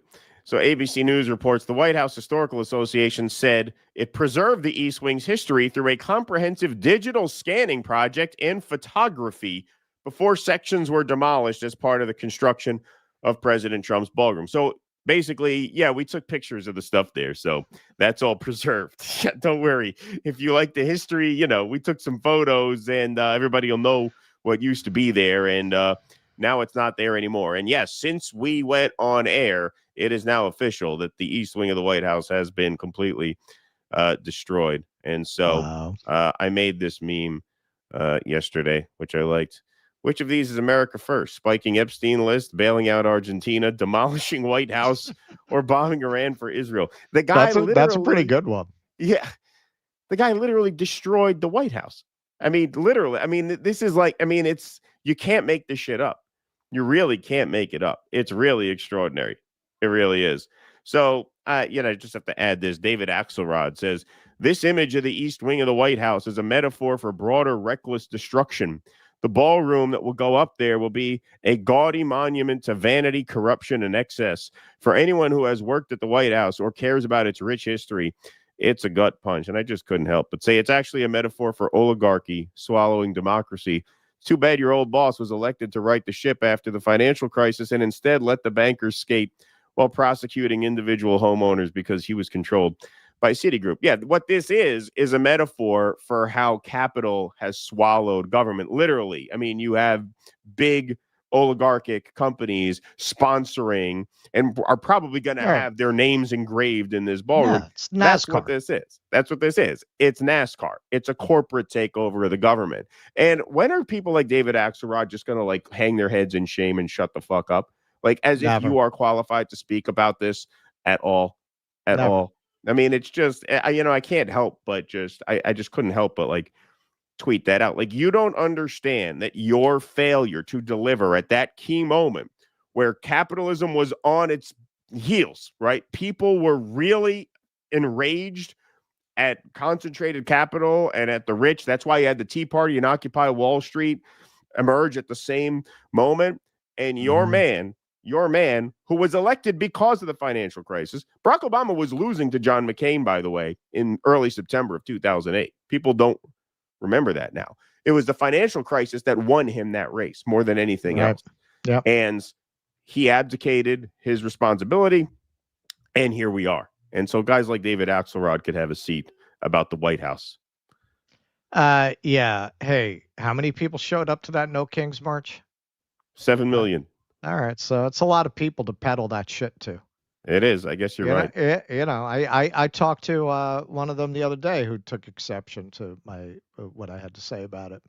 And I brought up, hey, Obama was the deport, because they were saying Democrats never did anything like Trump. I said, well, he's got a long way to go before he deports as many people as Obama. Right. Obama tried to get an immigration bill bipartisan. Every president ever, in my memory, tried to get a bipartisan bill on immigration. It has nothing to do with anything. They are still not willing to reflect. And you've said this, and I agree 100%. Until they are prepared to honestly reckon with Obama's legacy, which has been to destroy the Democratic Party, worse than it already had been. It's not that he found it in great shape, but he burned that party to the fucking ground. And yeah, he did open the door to Trump, not for the reason they want to tell you, that it's a white backlash. Why didn't the white backlash come in 2012 then? If there was going to be this white backlash, why to get reelected? Why Trump could not have won without all these Obama voters flipping over to Trump. What? They all turned racist once they saw a black guy in the White House. It didn't bother them in year 4. In year 6, they started to get really angry about it. Yeah. Until they are willing to reckon with that, there is no way to reform that political party, because really their bread and butter are the libs. And until the libs say Obama fucked us, there's no reforming that group. You have to wait for them to die, which, frankly, they're pretty old. So there is some of that, but you still got to reckon with another 10, 20 years. That's right. And yeah, it's not that there were no white people who had a meltdown over Obama. There were, but there were not enough of them to actually tip power into the hands. He couldn't have won re-election of someone like Trump. Exactly. Those people weren't melting down in 2008. Exactly. They weren't melting down in 2012. Right. Like, these things kind of occur at the margins. And the tipping point was when people realized that he did not deliver on the promise of being an FDR type figure. Right. And that manifests. And by the way, that kind of disappointment gives way to a lot of racial resentment, right? It's like people who may not have felt so resentful about brown people and immigrants because they thought they were getting a good deal. Well, once they realize they're not getting a good deal, now they become resentful of brown people and immigrants, partly because people who are in a spot like that, take some sort of perverse kind of comfort in beating up on people with less than them, which we've talked a lot about. But also, when the guy who you elected to be the agent of positive change ends up giving you the status quo cloaked in very woke language about inclusivity and tolerance, you then have a negative reaction to principles of inclusivity and tolerance because you associate that with the guy who sold it to you as a bill of goods. Exactly. That's all bullshit. Right. Exactly. Hobbits tricked us. He tricked us. That's right. Matt Cootie says, I'm launching an organization to promote pro-Israel voices online. I'm calling it the National Association for Zionist Influencers. Any thoughts? Good luck with that. Michael Castillo, thanks for gifting a Due Dissidence membership. Appreciate that. Thank you, man. Super Stan Mega Chad said, hey guys, I'm going to change my name to Super Stan Giga Chad times 1,000. Sorry for the what the hell's going on in there? Sorry for the inconvenience. It's not easy being this awesome. Well, thank you, Super Stan Mega Chat, and good luck with the rebrand. Appreciate that. All right, we got one more segment on the day, and then we will close the lights. Go ahead. All right, we call this one The Hebron Hills Have Eyes. If I get time over the weekend, I might recut the Hills Have Eyes trailer with Keaton's help. Ryan Rosbiani here. Give you some background. Settler vandalism, 120 olive trees destroyed in the West Bank. Now, this is October 6th. This is before the incident that really went viral where the old woman was beaten by a settler. Israeli settlers have cut down more than 120 olive trees near Ramallah, right in the middle of the harvest season. Olive trees are the pillars of Palestine.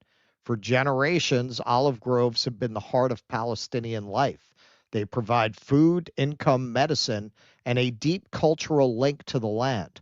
Families pass them down for centuries. Some trees are older than 500 years.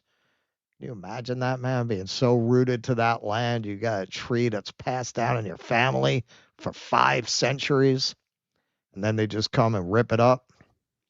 Since 1967, over 1 million Palestinian olive trees have been destroyed by settlers. Each one uprooted is an attack on heritage, identity, and survival. This isn't vandalism. It's an assault on a people's culture. Of course it is.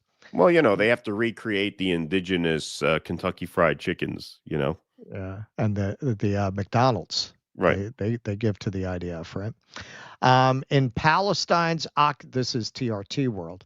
In Palestine's occupied West Bank, Palestinian farmers often organize joint olive picking efforts to protect each other during routine settler attacks. This year, about 200 foreign volunteers joined them as part of an olive harvest protection campaign. Israeli raids and assaults have intensified across the occupied West Bank to block Palestinians' access to their own farmlands as the olive harvest, a deep-rooted Palestinian tradition and vital source of livelihood, begins. Is Dr. Yara Hawari. Nothing encapsulates the Zionist settler colonial project more than this photo taken by Infinite Jazz in the West Bank today. An Israeli settler standing over a Palestinian woman he has beaten with a club because she dared to harvest her olive trees.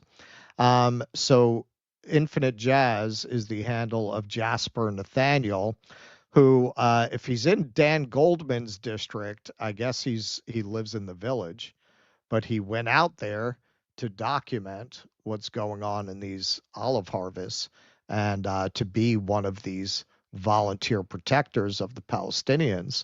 And he actually wound up getting attacked by these fucking inbred Hills Have Eyes settler motherfuckers. So here's his video, some of it. October 19th, 2025, on the first day of the olive harvest in Termus Ayer, the Israeli Defense Force leads a group of farmers directly into a brutal ambush by armed settlers. These people need to be imprisoned by tomorrow, and the people of this village and all across Palestine need to be protected. Enough is enough. Now, it's 8 minutes. You should definitely look it up, check it out, follow him, support. What he's doing here is very brave because, as we know, they don't give a shit, man. The Israelis will kill you, American or not, and nobody's going to hold them accountable for it. It's happened before many times. And they know that. Rachel Corrie. Yep. So at the beginning of the video, he shows how they were stopped by IDF soldiers.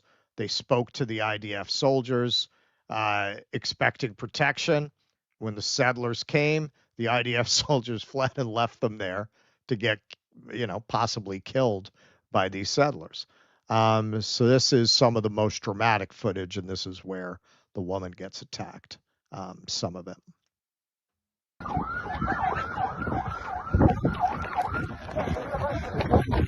All right, so he's running for his life from the settlers. 8:52, I get back into Yasser's car, but the settlers are immediately behind me, and there is a line of cars trying to escape, so we can't move. The settlers smash through our rear windshield with clubs and stones.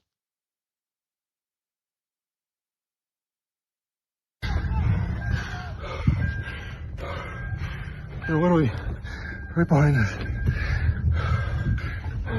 Oh, he's right here. He's right at the smash room. It's like a horror movie. Here he is, scary. Yeah, there it is.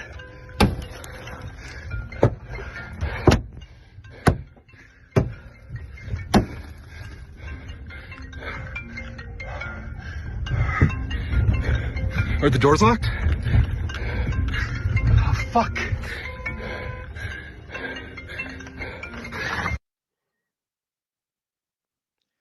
(8:53). We start moving very slowly. Maine settler with the club runs past us with other settlers behind, still throwing stones and beating car with clubs.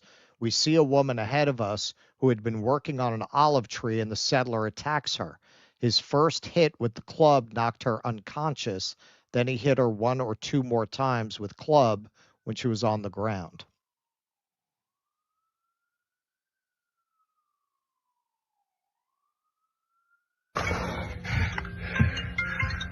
You got it. Oh, come on. Don't fucking hit her. Hey! Oh, my God. Hey! Hey! Hey! 8:53. Same settler with club starts attacking activists who had been providing protective presence, injuring at least 2 of them. Holy shit. Hey! Oh, no. Oh, my God. Oh, my God. Hey, get it! Get it! Get in!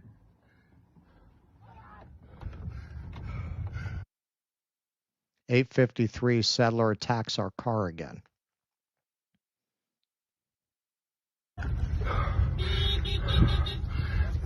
So what these people do for fun, they just terrorize Palestinians. Oh, watch out, watch out, watch out. Yep. They're fucking freaks. Where are they? They're right behind us. I let somebody else into car and get out to check on woman. Settlers are still attacking with stones. I'm gonna get out here. No. Somebody needs to document this. Let her in. You get in. You get in. You get in. You get in.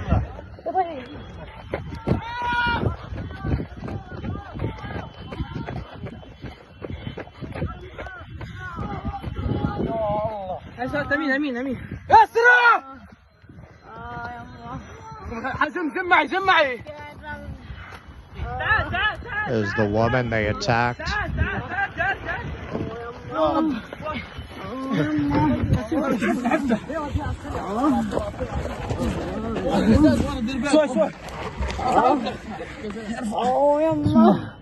ساعد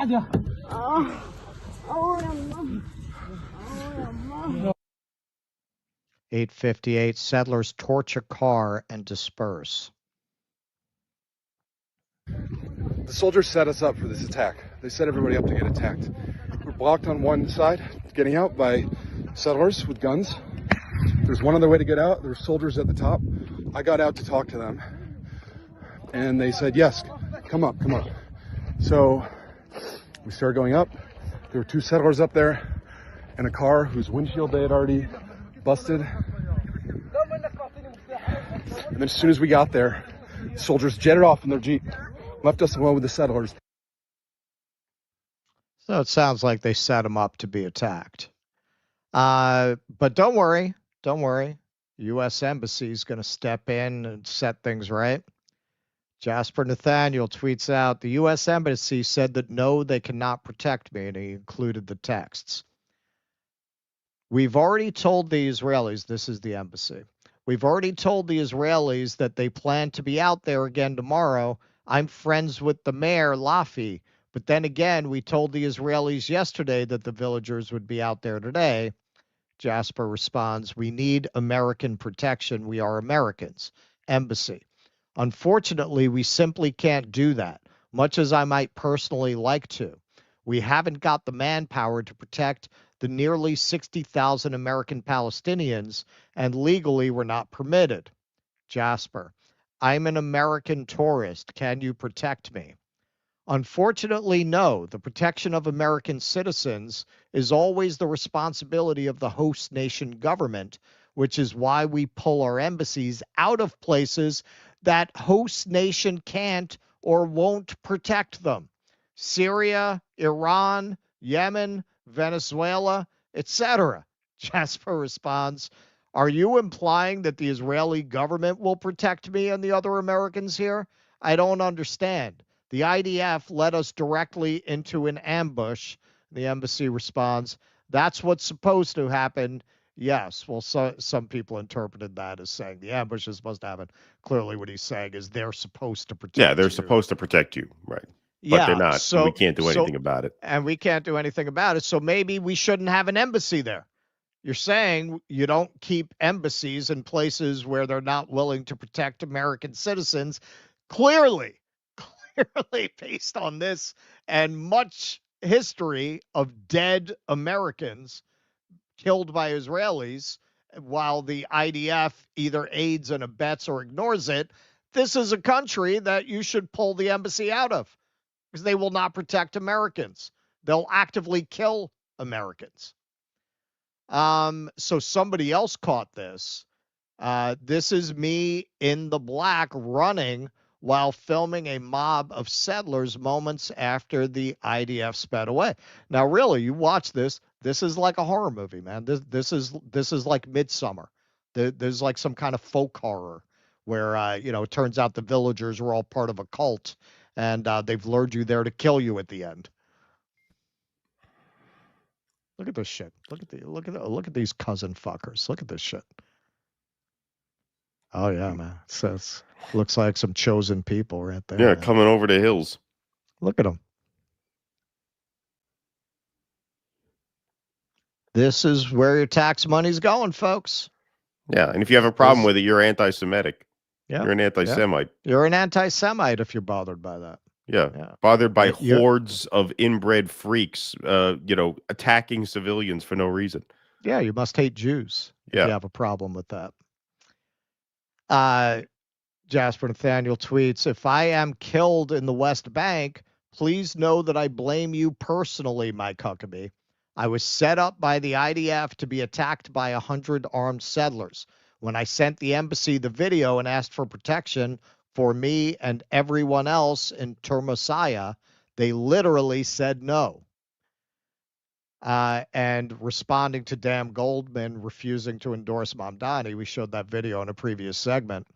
But is Daniel Goldman ready to acknowledge that Israeli settlers and soldiers tried to murder his constituent? Would be nice to hear from you. Yeah, here's a Jewish guy who feels unsafe. There's a Jewish guy who feels unsafe. Right. Where's Dan Goldman? Yeah. Where's Dan Goldman? Is Dan Goldman going to use his powers as a member of Congress to intervene on his behalf? Now, here's, it's hard in some of these stories, when you're putting them together, man, you get upset. Like, honestly, I was upset putting this story together. But this is one nice thing that came out of this. Day after the attack, peaceful olive farming across Termosaya today. The Israeli army is going around to different fields asking farmers if they're okay, LOL. Normally, I wouldn't share a video like this, but I don't know. I feel like it's a reminder that real boots on the ground reporting can have an impact. So here's them peacefully picking olives because that video went viral. And, clearly somebody in power said, yeah, this isn't the right time. We want to complete a genocide, but there are too many eyes on us right now. It's because your video yesterday, that's why today it doesn't come. The settlers? The settlers, yeah. That's good to know.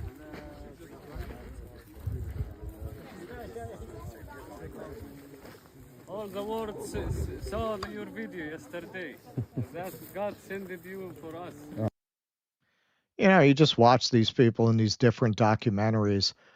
They're such just gentle people, and they have been through such horrors, and they don't read as just demented freaks like these settlers do. We've known they're supposed to be so deeply anti-Semitic. This guy's Jewish. He's Jewish. Max has been there. Norm Finkelstein has been there. No problems. No problems. If they're they're going to throw you off a building. Doesn't look that way. Look how grateful they are to this guy that he helped them out. Same thing you see in no other land. Do these people seem like they're deeply hostile to Jews? They collaborated with Israelis on that documentary. Yeah, exactly. And then the next day he posted another day of peaceful olive farming in Termasiah with one huge caveat. The IDF is forcing out non-local workers, activists, and journalists. It's clear that they see Sunday's attack as a PR mess rather than an issue of unchecked violent crime. The West Bank needs activists and journalists flooding in now. And of course, here you go from Al Jazeera. Israel deports 32 activists aiding Palestinian olive farmers amid attacks. Of course, they don't care. They like these attacks. They like it, but they don't like the publicity, so they're going to drive out the people who are covering it. Israel has ordered the deportation of 32 foreign activists supporting olive harvesting Palestinian farmers amid mounting Israeli army and settler attacks in the occupied West Bank 2 weeks into the harvesting season. Israeli news outlet Israel Hayom reported that the activists were arrested last week near the town of Berin in the Nablus governorate as they protested an Israeli general order stating that only those working on the harvest are allowed on the land during the harvesting period. Oh, why would you have a rule like that? Because they don't want witnesses. They don't want witnesses, and they know the Palestinians are not, their voices are not going to carry the way white Westerners showing up there, the way Jasper Nathaniel did, are going to carry. Israeli army and settlers have carried out 158 attacks against olive pickers since the start of the current season, according to the Colonization and Wall Resistance Commission. The assaults included a range of violations, including beatings, mass arrests, and shootings.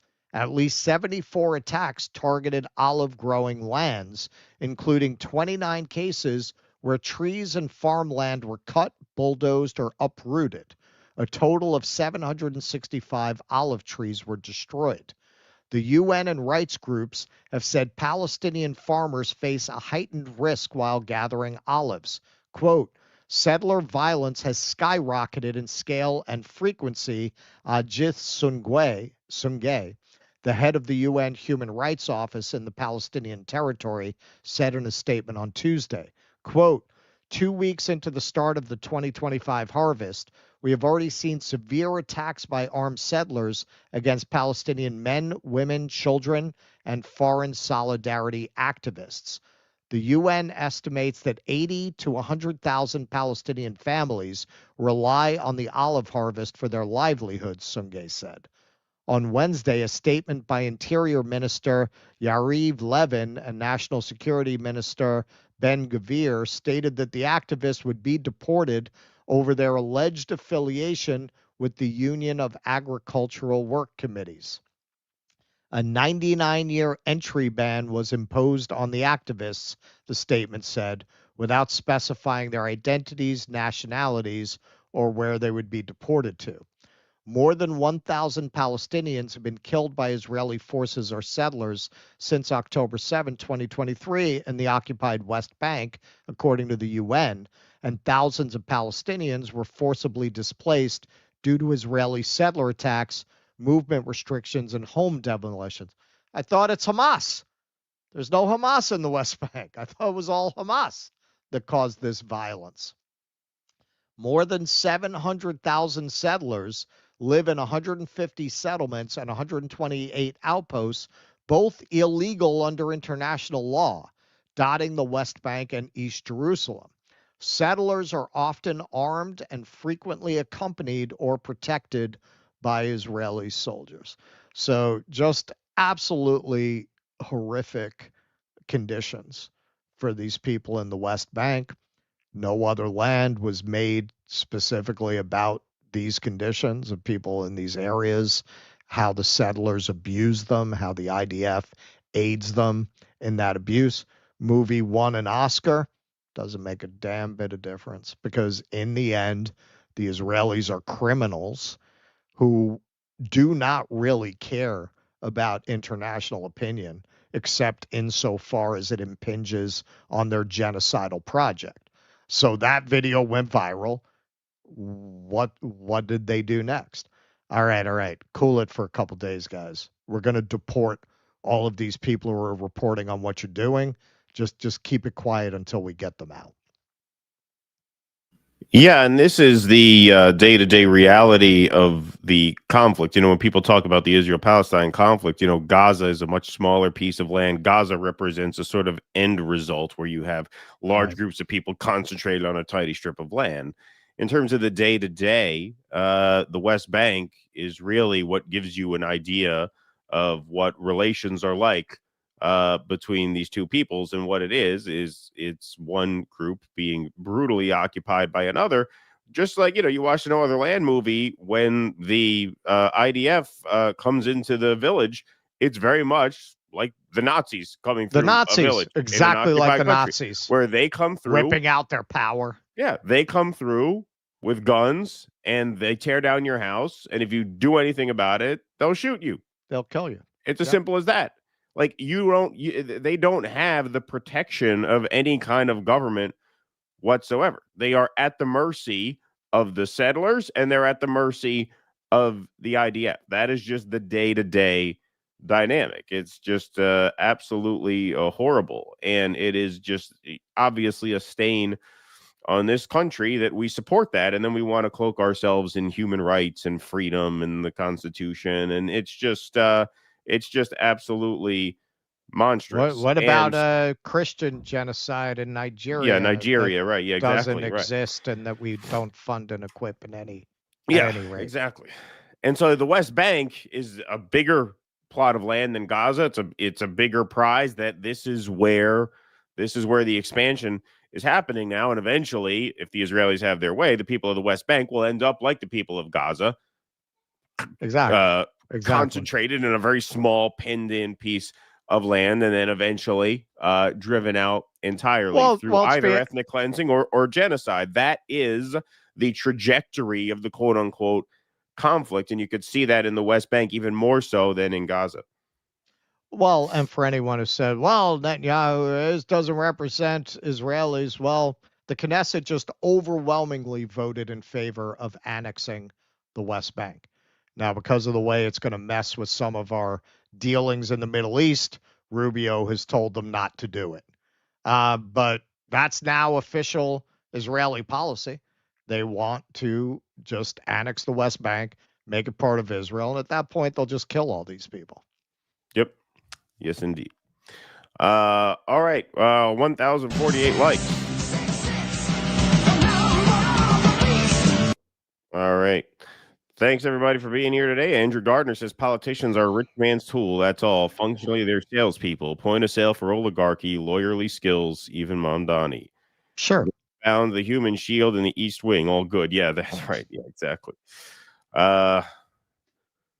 Can X times 100. Marin had Obama on again. Again? Well, no, that Obama doesn't have the show. Right, that was his first guest, okay. So I guess he brought him on again for the last one. Yeah, I see what not you a mean. surprise. Problem is, why are they referring to Israel as the host nation? The West Bank is supposed to have its own government and isn't part of that other country. Yeah, you would think, Tom. Mm-hmm. Okay, what else we got here? We got Torxka. Thanks. What was Ghostface 1 foot in the grave looking whore off the cuff, or did you get to use that often? You're talking about, I guess it was off the cuff, because I didn't immediately recognize what you're talking about. You're talking about the Platner segment with the Susan. Yeah, no, I just kind of rattled that one off. Yeah, no, I don't use that one very often. It's not every day you get to use that one. But glad you enjoyed it. Only when the kids are acting up. Yeah, exactly. Where else can you get an honest take on things? Two working guys with a sense of humor outsmart the pros. DD is the best. Well, thanks, Bronx comrade. Thank you. That's a nice compliment. Yep, X is catching up on the live stream, but wanted to say that Trump supporters aren't the only ones falling for the lies surrounding Venezuela. My liberal cousin believes the U.S. is targeting drug smugglers. Well, yeah, they say that on MSNBC. On Richard MSNBC, Haas. they had Haas on. Yeah, we played that. Yep. Nocturnal Human, maybe Koa and others can record a live performance for your Sunday show's transition. It will be like late shows used to be with the music at the end. Well, we usually make an intermission, but we'll play that in supplement to the intermission. Yes, for sure. Thank you. Ravid Laz says, forgive me if you covered this, but did you fellas see the Zionist who sicked her dog on Anna Kasparian and threatened to get her husband fired? No, I didn't know about that. I didn't know about that. So no, we did not cover that. Sorry, that's terrible. One more thing. As an aspiring Marxist-Leninist, it is my view that real leftists don't support the Democratic Party, No Kings, DSA, PSL, or any other reformist or Trotskyist organizations. All right, well, you got your list there. Kit's Corner, Trump, Mr. Constitution Man, tear down that wing. It's morning again in Technocrat America. Ravid Laz says, Trump voice, Miriam told me if I put up a gold plaque of the 15-incher on the wall in the ballroom, she'd stop using it on me. Finally be able to sit down for more than 5 minutes. There you go. Sorry if this has been mentioned. I'm in my creative writing class, so can't see the chat. Rush just mentioned PragerU. Did everyone else realize Dennis Prager is now quadriplegic? Yeah, he had a fall, right? Did he have a stroke or a fall or both? I think he had a fall, and now he can't get around too good. Yeah. Yeah, I have heard that. That's a Get shame. Up. Yeah, that's too bad. Get Up King. Not even one line from AC/DC's Big Balls. Yeah, exactly. There you go. Nocturnal Human. What a great idea. Hold up the blueprint of the building to the camera so every potential terrorist knows the exact layout of it. Genius Trump. Yeah, you would think that might be a national security risk, right?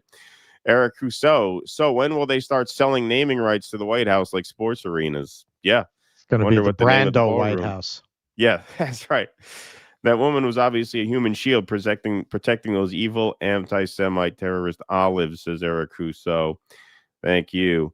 Ardeen W. says the term settler is too soft. Israeli terrorist and land-grabbing rapist seems more fitting. Yes, it does. I mean, we like inbred cousin fuckers. Yeah, exactly. Exactly. I mean, they are just, they act like fucking animals, man. I'm not saying they are animals. I'm saying they act like animals. They resemble animals in their behavior. That's what I'm saying. I'm being very politically correct about it. Yeah. God could give an Israeli everything they want, and the Israelis' response would be to say God is anti-Semitic and then send him to a torture prison. Exactly. Goo81, they rejected the entry of Dimitri Lascaris to the West Bank, who is a Canadian human rights lawyer and candidate for Canadian Green Party. Should have him on the show alongside with Leif Mar. Is that the guy we were talking about having on a while ago? Maybe. I would like his DMs are open. I'm going to reach out to him. Yeah, that would be great. Bronx Comrade says, watch Far. He should run against Dan Goldman in the Village. Watch Farha on Netflix before they scrub it. Palestinian movie about Nakba. All right. Oh, really? What? I didn't hear about I would that. totally watch that. Yeah. Farha? All right. We'll look that up. Goo81, if you can buy in Palestinian oil, dates and Taiba beer, which is from the only Christian village in the West Bank, you can get them from New York, I believe. Thank you, Goo81. Appreciate that. Jolly Man Big Boy says, any chance that the damage of the East Wing will finally show the Clinton sex trafficking tunnels? Yeah. One can hope. That would be a silver lining, would it not? Sir, there's a stack of pizza boxes down here. Yeah, exactly. Yeah. Wires got crossed somehow. All right, everybody. Thank you very much for being here. Appreciate you all. Thanks for spending the afternoon with us and the week with us. We are going to be off until Sunday night at 7 p.m. Thanks to the mods for keeping the peace in the chat. Thanks to the YouTubers and to the Rumblers. Smash that like button on the way out. Let's juice the algorithm for the rest of the day. And we will see you all on Sunday evening. Until then, thanks very much for spending your afternoon with us today. Be safe and be well. Courage! Please clap.